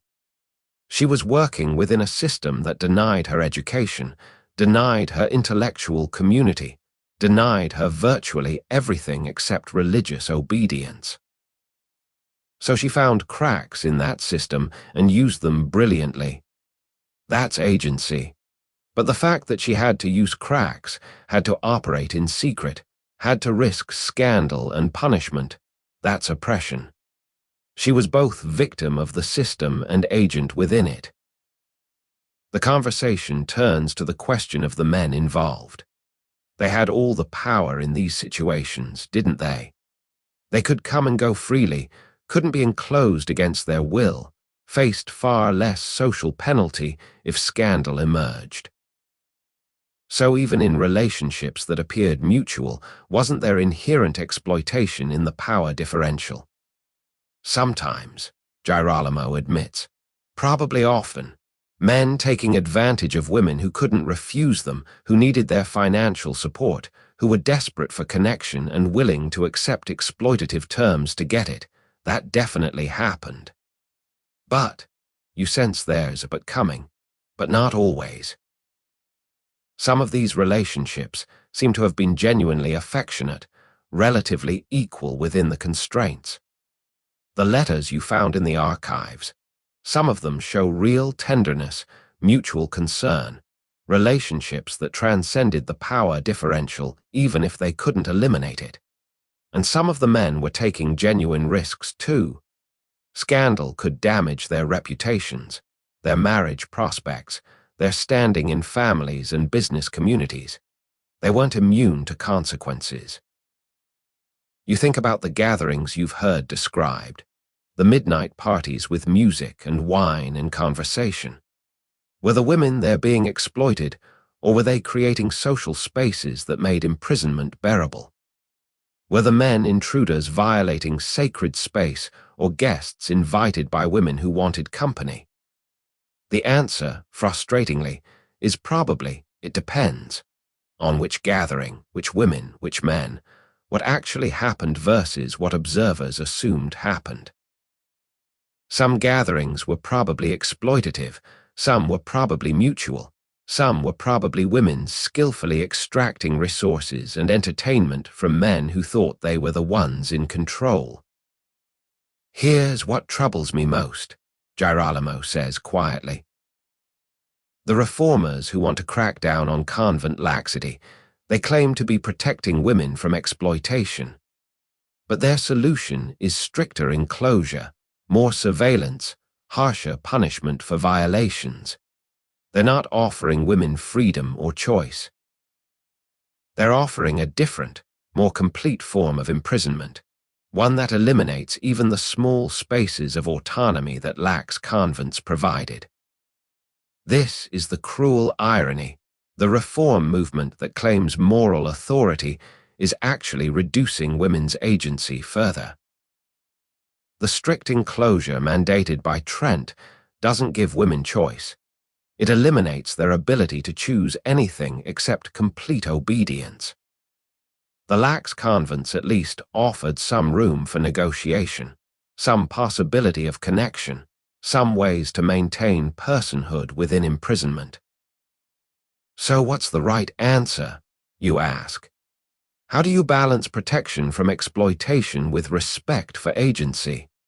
Girolamo spreads his hands again, the gesture of someone who's thought deeply and found no easy answers. You start by not forcing women into convents in the first place. You give them alternatives, education, economic independence, the possibility of remaining unmarried without being enclosed. You make monastic life something chosen rather than imposed. Then, within convents, you create conditions where women have genuine voice in governance, where rules are negotiated rather than imposed, where the goal is flourishing rather than mere obedience. And if we can't do those things, then we're left with the current mess. Women making the best choices available within terrible circumstances.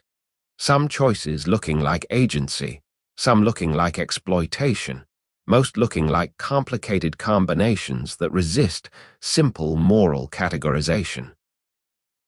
And observers like us trying to judge situations will never fully understand, imposing our interpretations on women who probably had very different understandings of their own lives.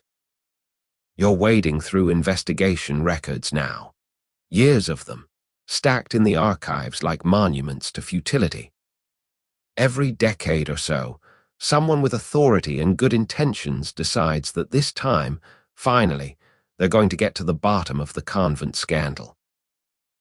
They're going to conduct thorough investigations, gather comprehensive testimony, and implement reforms that actually stick.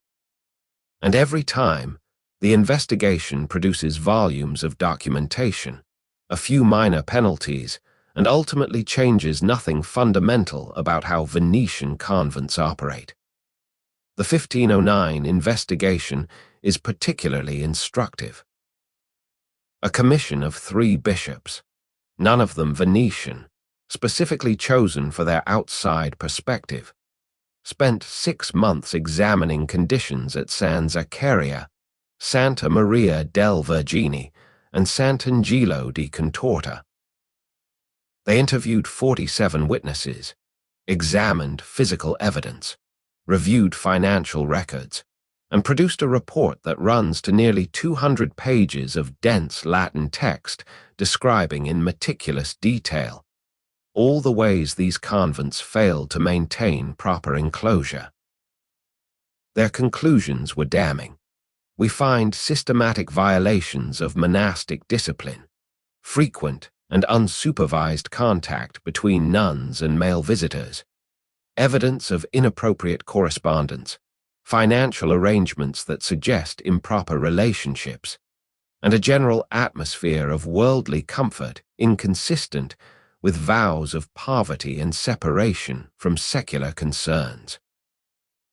Their recommendations were comprehensive: immediate dismissal of the Mother Superior at San Zaccaria, mandatory transfer of several nuns identified as particularly problematic, installation of stricter supervision, architectural modifications to eliminate secret entrances, and ongoing monitoring by episcopal representatives. Implementation of these recommendations, approximately zero. Within a year, the investigating bishops had returned to their home dioceses. The Mother Superior remained in position. No nuns were transferred. No architectural changes were made, and the only lasting result of the investigation was a new register for recording visitor names that convents filled out with varying degrees of honesty and completeness. Why? You find the answer in a letter from the Doge to the Patriarch, written shortly after the investigation report was submitted. The language is diplomatic, but the meaning is clear. Venice will not accept outside interference in internal religious matters. The families affected by proposed penalties are politically powerful, and any attempt to implement the recommendations would create conflicts that serve nobody's interests. The 1523 investigation was even more ambitious. This one was triggered by Brother Aurelio's famous report and included surprise inspections, investigators literally showing up at convents unannounced, demanding immediate access to all spaces, interviewing nuns without advance notice. The theory was that surprise would prevent convents from hiding evidence. The reality was messier. At San Zaccaria, the investigators were kept waiting at the entrance for 2 hours, while the Mother Superior consulted with lawyers about whether she was legally obligated to admit them. By the time they gained entry, any evidence that might have existed had been thoroughly concealed. They found nothing more scandalous than slightly comfortable furniture and a wine cellar that seemed excessive for religious purposes. At Santa Maria del Vergine, the investigators did find evidence: letters, gifts from male visitors, personal possessions that violated poverty requirements. But when they tried to identify the specific nuns involved, they ran into a wall of collective silence. Nobody would testify against anyone else. Every nun claimed the letters belonged to someone else. The gifts were communal property. The possessions were shared items. Without specific accusations that they could prove, the investigators couldn't impose specific penalties. The investigation that came closest to actually changing things happened in 1537, led by a particularly zealous reform bishop named Gasparo Contarini. Yes, same family name as half of Venice. They're everywhere. Contarini was genuinely committed to reform and politically skilled enough to navigate Venetian resistance. He spent 2 years building cases, gathering irrefutable evidence, and creating political support for real changes. His masterstroke was focusing not on the nuns, but on the men who visited them. He identified 15 specific men who made regular late-night visits to San Zaccaria, documented the patterns through months of surveillance, and then threatened them with public exposure and excommunication unless they ceased immediately. Several were from prominent families who couldn't afford scandal. The strategy worked. Visits declined dramatically, at least for a while. But Contarini made a crucial mistake. He tried to transfer Sister Lucrezia, the famous soprano, whose relationship with Pietro Mosnigo had become the worst-kept secret in Venice. He argued that her presence destabilized the entire convent, that her fame attracted inappropriate attention, that moving her to a stricter house would benefit everyone. The political backlash was swift and comprehensive. The Mosnigo family was furious. The convent's supporters rallied around Lucrezia, arguing that losing their most talented performer would destroy their cultural programs. Even people who weren't particularly invested in convent politics objected to the precedent. If you could force transfer a nun for being too popular, what did that mean for anyone who became inconvenient to authorities? Contarini was eventually reassigned to a different diocese. Lucrezia remained at San Zaccaria. The visitors gradually returned. Within 5 years, the situation had reverted to approximately what it was before the investigation. You're reading through yet another investigation report, this one from 1548, when you notice something interesting about the testimony patterns. Witnesses never directly observe misconduct. They hear things, they notice patterns, they infer from circumstances, but actual observed violations are remarkably rare in the record. One typical testimony: I observed a male visitor entering the convent at an unusual hour. I did not see what occurred after he entered. I later heard voices from an upper corridor that I believed included both male and female speakers, though I cannot be certain of the gender of all speakers or the content of their conversation. My conclusion, based on the hour and circumstances, is that something inappropriate occurred, though I have no direct evidence of specific impropriety. This is the evidentiary problem that plagues every investigation. Convents are private spaces. Misconduct happens behind closed doors, and the only people who actually know what occurred are the participants, who aren't inclined to testify against themselves. Everything else is inference, assumption, and interpretation of ambiguous evidence. The investigations also reveal how convents learned to game the system. After the first few investigations, they developed strategies, maintained superficial compliance with major rules while negotiating flexibility in minor ones. Document everything to create paper trails showing proper procedure. Identify which investigators were sympathetic versus hostile and adjust cooperation accordingly. Use legal challenges to delay proceedings until political circumstances changed. Mobilize family connections to pressure investigators indirectly. By the 1550s, convents had essentially become investigation-proof. Not because they'd reformed. The underlying behaviors continued, but because they'd learned to operate within frameworks that provided plausible deniability. Visitors were recorded as family members or business consultants. Gifts were documented as donations to the community. Letters went through official channels after being carefully vetted. The forms of compliance were observed even as the substance remained flexible. You find a fascinating letter from a mother superior to her counterpart at another convent, written in 1552, offering advice on handling an upcoming investigation. Record everything meticulously. Ensure all visitors sign the register with plausible reasons for their presence. Any questionable items should be described in inventory as religious or practical necessities.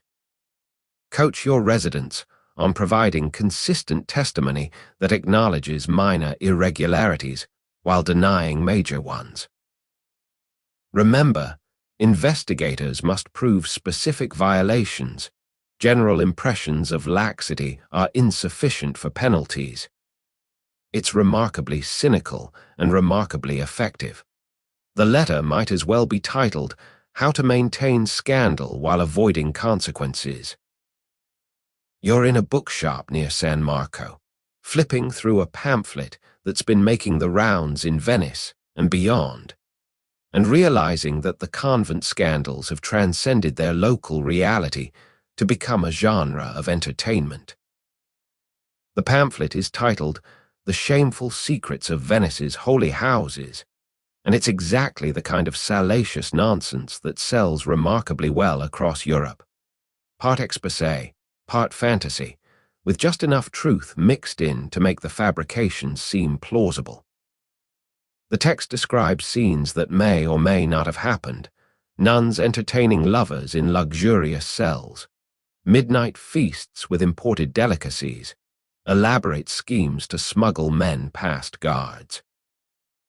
It's written breathlessly, with the kind of moral condemnation that somehow makes the condemned behavior sound extraordinarily appealing. The author, anonymous, naturally, claims to be a reformed nun exposing the truth, but the writing style suggests someone who's never been within 100 feet of an actual convent and is working entirely from rumor and imagination. These sell everywhere, the bookseller tells you, noticing your interest. Venice, Rome, Paris, London. Everyone wants to read about scandalous nuns. There's something about women who are supposed to be wholly engaging in vice. It fascinates people. This particular pamphlet has gone through 6 printings in 3 years. You purchase it, along with several similar works, and spend an evening reading through the genre.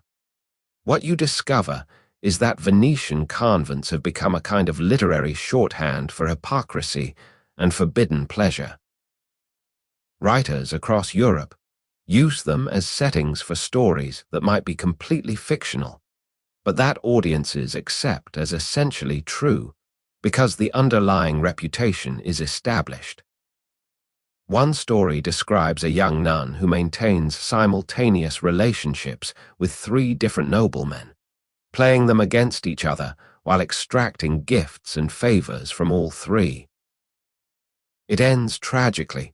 She's eventually discovered and severely punished, but the bulk of the narrative dwells lovingly on her scheming and her romantic encounters, written with detail that's clearly meant to titillate rather than moralize. Another piece is structured as a dialogue between a naive novice and an experienced nun who explains how convent life actually works. You think we spend our days in prayer. Child, prayer is what we do when visitors are watching. The rest of the time we live as well as we can manage given our circumstances. You'll learn to accept gifts gracefully, to conduct conversations that maintain propriety while suggesting possibility, to use the architecture to your advantage.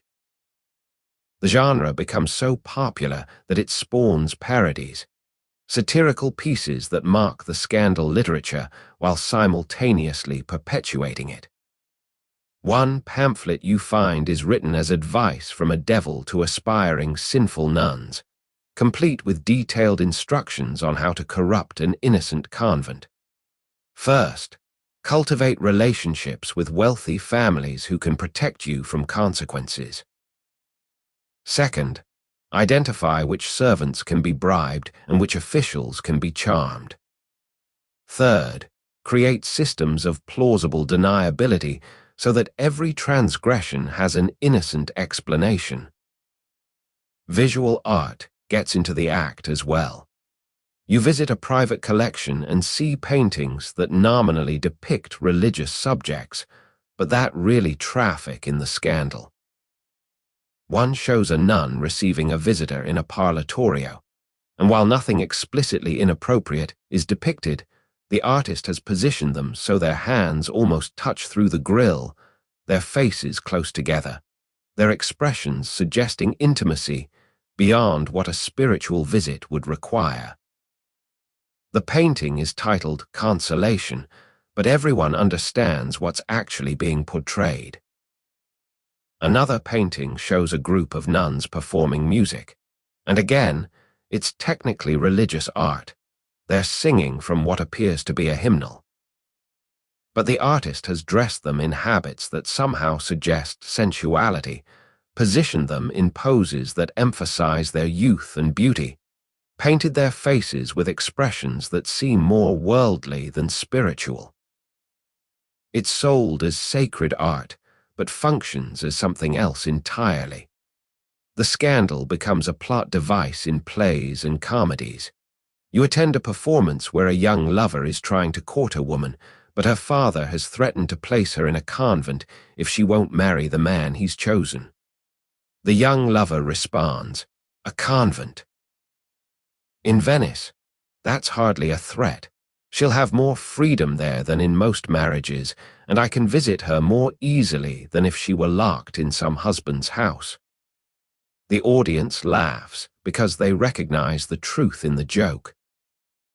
Venetian convents have become so associated with flexibility that they are treated as comic rather than tragic destinations for women. The punchline wouldn't work anywhere else in Europe, where convents maintain stricter reputations, but in Venice it kills. Foreign visitors write travel accounts that invariably mention the convent situation. A French nobleman's diary from 1545. The Venetians maintain the forms of religion while allowing the substance to erode entirely. Their convents are convents in name only, housing aristocratic women who differ from courtesans mainly in wearing habits rather than fashionable dress. I attended a concert at San Zaccaria and found myself wondering if I was in a church or a theater. The line between sacred and profane has been erased so completely that the Venetians no longer seem aware it once existed. A German merchant's letter home. The convents here would scandalize our people, but the Venetians accept them as normal, even celebrate them as cultural achievements. Their most famous musicians are nuns. Their most popular social events are convent performances. I confess, I don't know whether to be shocked or impressed by their ability to maintain contradictions that would tear other societies apart. The scandal literature creates a feedback loop. Real incidents provide material for exaggerated stories, which shape expectations that influence how people interpret real incidents. A visitor who's read sensational pamphlets about Venetian convents arrives predisposed to see scandal in ambiguous situations. The nuns themselves become aware of their literary reputation and sometimes seem to perform to it, leaning into the mystique because it brings attention and benefits even as it damages reputations. You find evidence of this in a letter from Sister Caterina to one of her correspondents, written around 1550. I read a pamphlet recently that claimed to describe life at convents like ours. It was scandalously inaccurate. The reality is far less dramatic than the fantasy. Though I confess there's something amusing about being mythologized, about people across Europe imagining us as either tragic victims or wicked seductresses, when we're mainly just women making the best of complicated circumstances. The mythology becomes so established that it outlives the reality. Even as reforms gradually tighten discipline in some convents, the reputation persists. Venice's convents remain associated with scandal in European imagination for decades after most of the actual scandal has been suppressed or driven deeper underground. The art and literature create a permanent record that's more vivid and more accessible than the complex reality ever was. A priest you speak with is frustrated by this legacy. People read these pamphlets and think they understand Venetian convents. They don't understand anything. They've consumed entertainment and mistaken it for knowledge. Yes, there were problems. Yes, some convents were lax, but the literature makes it sound like every nun was conducting affairs and every convent was a brothel, which is grotesque exaggeration. The reality was more subtle, more complicated, more human than the mythology allows. But mythology is what survives. Centuries later, people will still reference Venetian convents as shorthand for religious hypocrisy and sensual indulgence, long after anyone, remembers the actual women who lived in them, or the actual circumstances that created the situations that created the scandals that created the stories that became the legend. You're standing in San Zaccaria in 1575, 40 years after the most intensive reform efforts, and trying to assess what's actually different. The building looks the same. The nuns still sing beautifully. Visitors still come to the parlatorio. The architecture that enabled access still exists in stone and brick. But something has shifted, and you're trying to identify what exactly has changed beneath the surface continuity. The most obvious change is documentary. Everything is now recorded with obsessive detail. The visitor register at the entrance has evolved from a simple list of names to a comprehensive log that includes time of arrival, time of departure, stated purpose of visit, relationship to any specific nun, and the name of the supervising chaperone. Every letter entering or leaving the convent is logged. Every donation is recorded with donor name and stated purpose. Every musical performance includes a written program that's filed with the Patriarch's office. This doesn't mean misconduct has stopped. It means misconduct has become better documented or better disguised, depending on your perspective. The register shows Pietro Mosnigo visiting his cousin, Sister Lucrezia, every Sunday for exactly 1 hour. It shows music instructors arriving at scheduled times. It shows dozens of family members conducting legitimate business. Whether any of these recorded visits involve anything beyond what's officially stated is something the register doesn't reveal. The second change is architectural, though subtle. The garden door that connected to the Mosnigo Palazzo has been sealed. Not eliminated, you notice, but officially closed and covered on the Palazzo side with a decorative screen. It would take perhaps 10 minutes with proper tools to make it functional again, but the point is the symbolic compliance. The convent can point to this door and say, "See, we've addressed the concern about shared access." Meanwhile, other doors remain operational because they're classified as necessary for deliveries, emergency access, or maintenance. The water gate still functions. The service entrance still opens for servants dozens of times daily. The internal architecture that creates ambiguous spaces hasn't changed because changing it would require demolition and reconstruction that nobody wants to fund. The third change is cultural, a shift in how behavior is performed and discussed. The midnight gatherings that you reconstructed in your imagined night still happen, but they're talked about differently. They're now described as prayer vigils or musical practice sessions or emergency family consultations. The same activities continue, but wrapped in language that provides official justification. Sister Lucrezia still receives her visitor, but now it's documented as weekly family consultation regarding inheritance matters, with a chaperone listed in the register. That the chaperone is elderly Sister Agata, who sleeps through every visit, isn't mentioned in the documentation. That the consultations last exactly as long as they did before the reforms isn't questioned as long as the paperwork is proper. You interview a younger nun, Sister Illicit, who entered San Zaccaria in 1570, well after the major reform efforts. She's 22 now, has been professed for 3 years, and represents the post-reform generation. What's her experience compared to the women who lived through the earlier, more openly lax period? It's more careful now, she explains during a parlatorio conversation supervised by a chaperone who's actually awake and paying attention.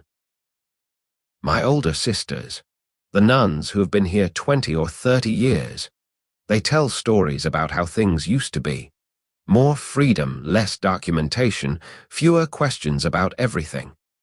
Now everything is watched, everything is recorded. But, she pauses, glances at the chaperone, then continues more quietly. Being watched isn't the same as being controlled. People find ways. What ways? She smiles slightly. I couldn't say specifically, but Venice is Venice. Architecture remains flexible, servants remain helpful.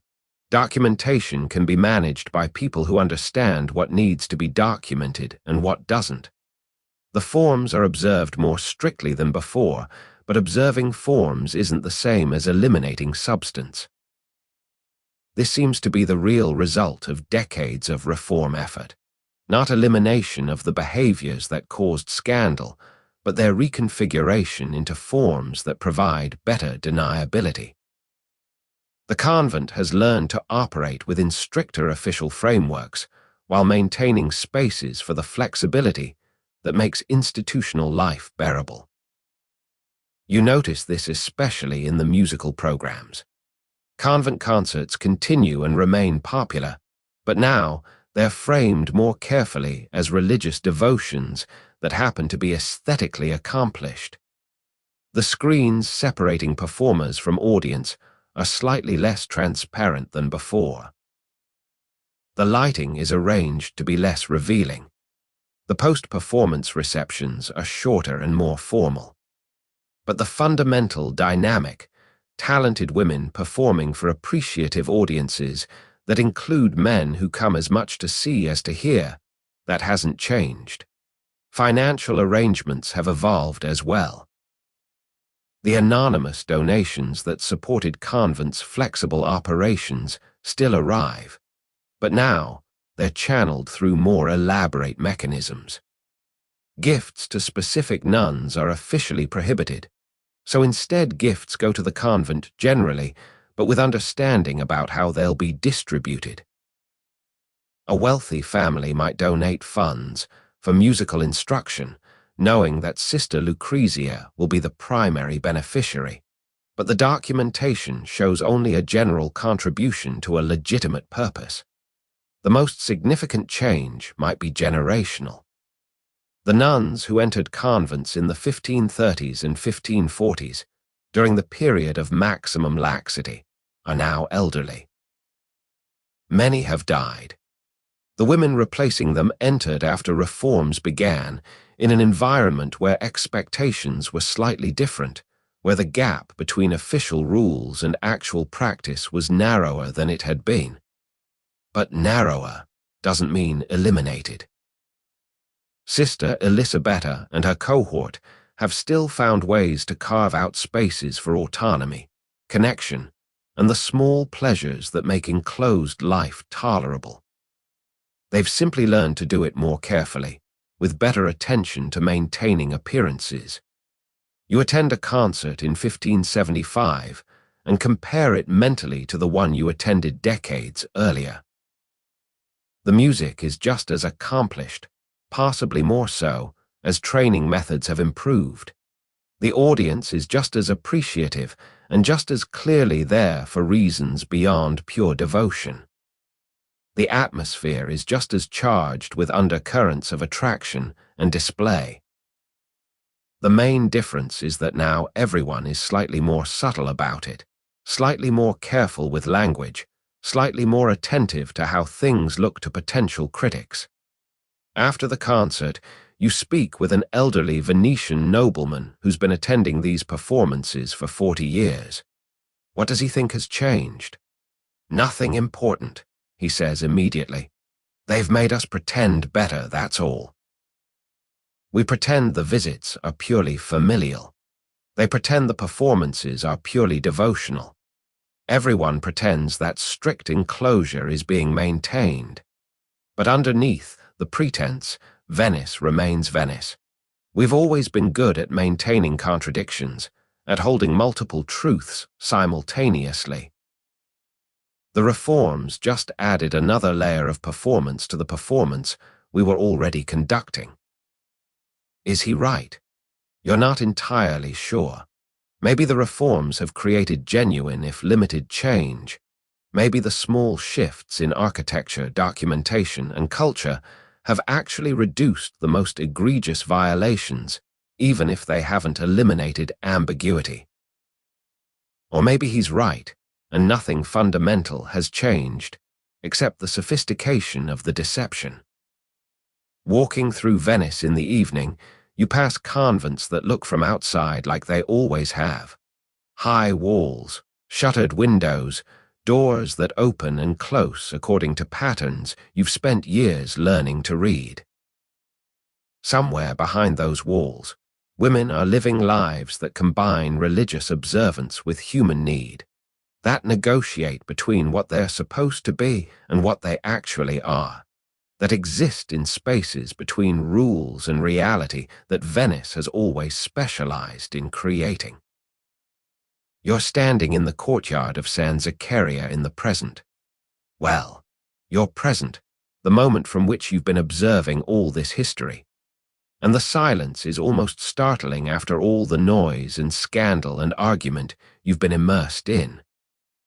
The convent is still here, still functioning, though in forms that would be almost unrecognizable to Sister Lucrezia or the scandalized reformers who obsessed over her behavior.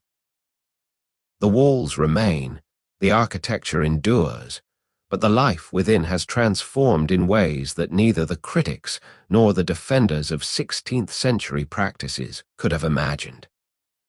The reforms did eventually succeed after a fashion. Not the dramatic reforms that Brother Aurelio demanded, not the sudden transformations that each investigation promised. Instead, change came gradually, almost imperceptibly, through generations of incremental tightening. By the 1600s, the Council of Trent's enclosure requirements had been mostly implemented, though mostly is doing significant work in that sentence. By the 1700s, Venetian convents operated under supervision that would have seemed oppressive to the women of the 1500s. By the 1800s, when Venice itself fell to Napoleon, and then to Austrian control, the convents had been reorganized, reformed, and restructured so many times that their scandalous past seemed like ancient history. But what happened to the women? That's the question that haunts you as you stand in this quiet courtyard. Sister Lucrezia is buried somewhere in this complex, her extraordinary voice silenced centuries ago. Sister Caterina with her witty letters, Sister Arcangela with her carnival mask, Sister Ippolita with her righteous anger, all of them reduced now to occasional mentions in archives, footnotes in histories that focus on institutional structures rather than individual lives. The men who visited them, who wrote them letters, who entered through secret doors and climbed through modified windows, they left even fewer traces. Pietro Mosnigo's name appears in civic records, business documents, family genealogies. But his relationship with Lucrezia, whatever it actually consisted of, exists now only in the hostile testimony of investigators and the ambiguous suggestions of archived letters. Whether it was love, exploitation, mutual comfort, or something that changed over time through all those categories, that knowledge died with them. What you're left with is questions that history can't quite answer. Were these women victims of a system that imprisoned them without consent and then scandalized them for finding ways to survive? Yes, obviously. Were they also agents who navigated impossible circumstances with creativity and determination, who carved out spaces for autonomy and connection despite systems designed to eliminate both? Yes, that too. Both things are true simultaneously, and the tension between them is where the real story lies. The scandal itself, the accusations, the investigations, the pamphlets, the outraged sermons, all of that was ultimately about control, about male religious authorities trying to enforce rules on female religious communities, about families trying to warehouse inconvenient daughters while maintaining their reputations, about the church trying to assert moral authority in a city that valued independence more than obedience. The women at the center of it were simultaneously the subject of intense scrutiny and somehow absent from their own story, described and judged and reformed, but rarely asked what they actually wanted or needed. You imagine Sister Lucrezia in her cell, late in life, looking back on decades of navigating between what she was supposed to be and what she actually was. Did she regret the risks she took? Did she wish she'd been more cautious or more bold? Did she see herself as someone who'd resisted oppression or someone who'd made compromises to survive? Or did she not think in those grand terms at all? Did she simply live day to day, making choices that seemed reasonable at the time, accumulating a life that only later got analyzed and categorized and turned into scandal? The courtyard has a garden now, carefully maintained, with herbs and flowers arranged in geometric patterns that suggest order and tranquility. It's beautiful in a way that feels almost melancholy. This space that once contained so much drama and desire and desperate negotiation, now tamed into decorative peace. The doors that once opened to admit secret visitors are either sealed or so thoroughly supervised that their architectural potential for transgression has been eliminated. But here's what you've learned. The silence now isn't the same as the silence then.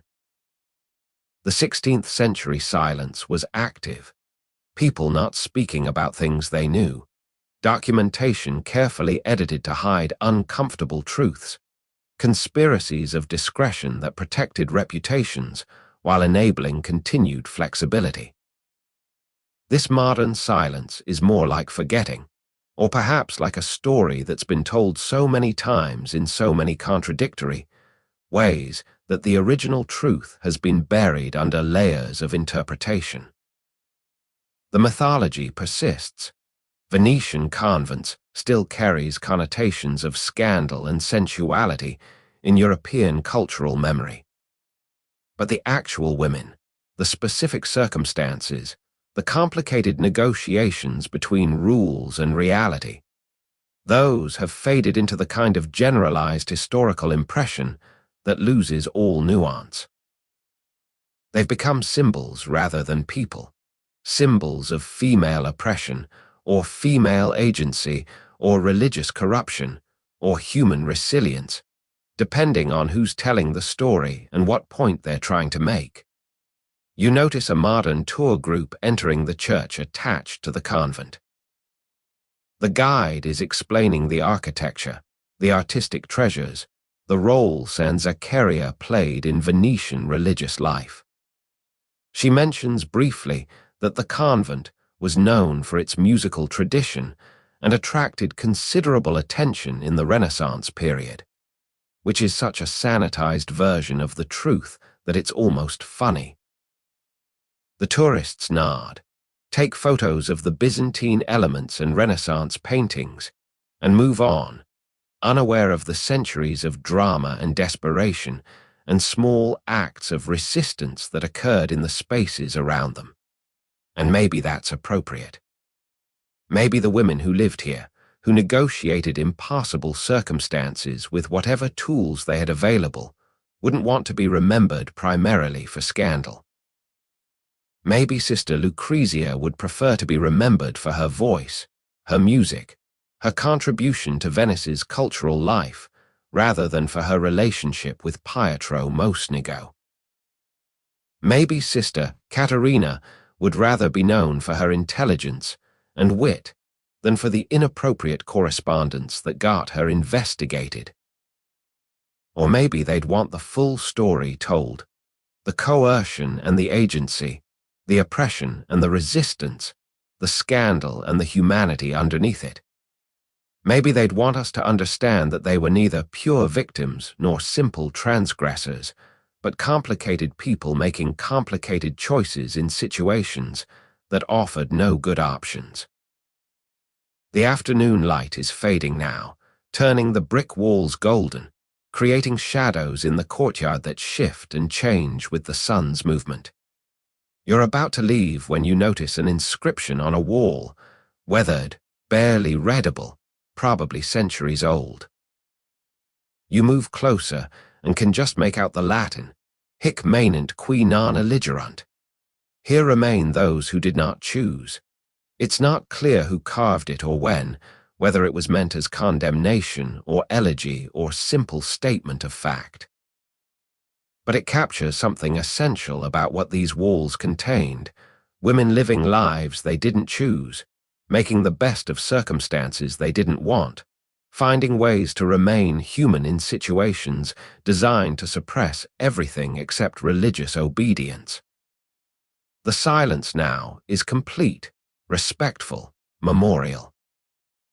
But if you listen carefully, and maybe this is just imagination, maybe it's the historian's occupational hazard of hearing voices in empty spaces, you can almost catch echoes of the life that was, music drifting from upper windows, conversations through decorative grilles, footsteps on secret staircases, laughter that broke rules just by existing, the sound of women refusing to be completely silenced even when enclosed, even when judged, even when their stories were written by people who never asked them what they actually lived.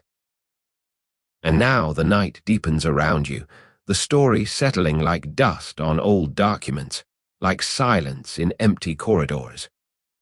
The walls of Venice still stand, still hold their secrets, still separate water from stone and past from present.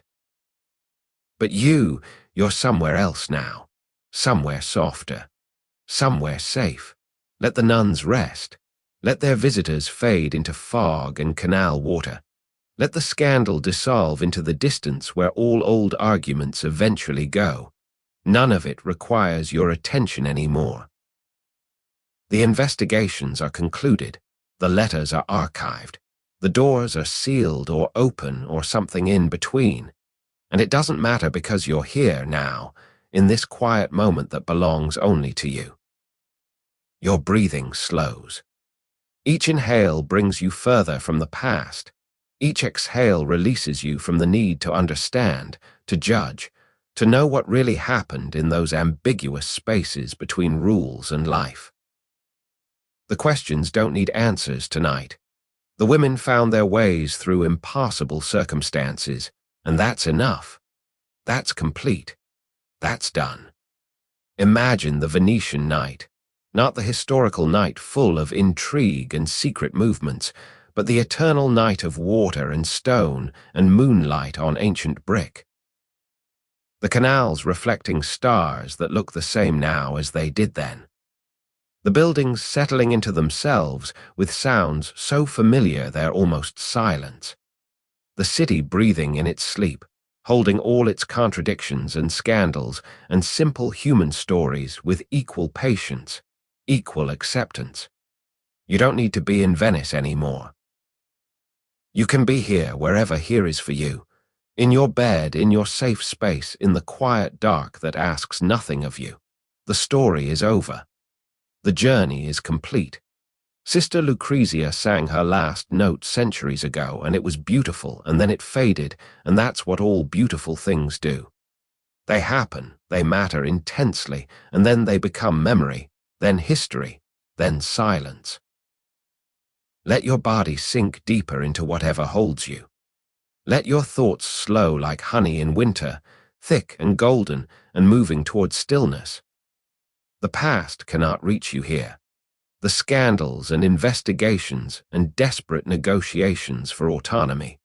They're behind walls now, behind centuries, behind the kind distance that makes even tragedy feel like a story someone else once lived. There's nothing left to solve tonight, nothing left to witness or understand or remember. Just the gentle dark and your breath and the way your body knows how to rest even when your mind has been traveling through centuries. Trust that knowing. Trust the weight of blankets or the cool of sheets or whatever small comfort surrounds you. The convents are quiet now. The women sleep, finally, permanently, beyond the reach of judgment or curiosity or analysis. And you can sleep too, can let this long night of history release you into the simpler night of dreams and restoration, and the darkness that heals rather than hides. Let go of Venice. Let go of the questions. Let go of Sister Lucrezia and Sister Caterina, and all the women whose names you'll forget by morning. Let go of the reformers and the defenders, and everyone who ever cared too much about how other people lived their impossible lives. What remains is only this: the quiet, the dark, the permission to rest.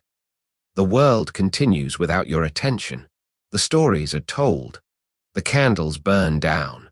The water moves in its ancient rhythms, wearing away stone so slowly that each individual moment seems like nothing at all. Sleep now, traveler. You've walked far enough tonight. You've seen enough, understood enough, carried enough of other people's stories. Put them down here in the darkness. They'll be waiting if you want them tomorrow, but tonight they release you. The night leans closer, gentle as a blessing. The hours stretch out before you, empty and full of rest. Your breathing is the only sound that matters now, the only rhythm you need to follow. In and out, slower and slower, each breath taking you deeper into peace.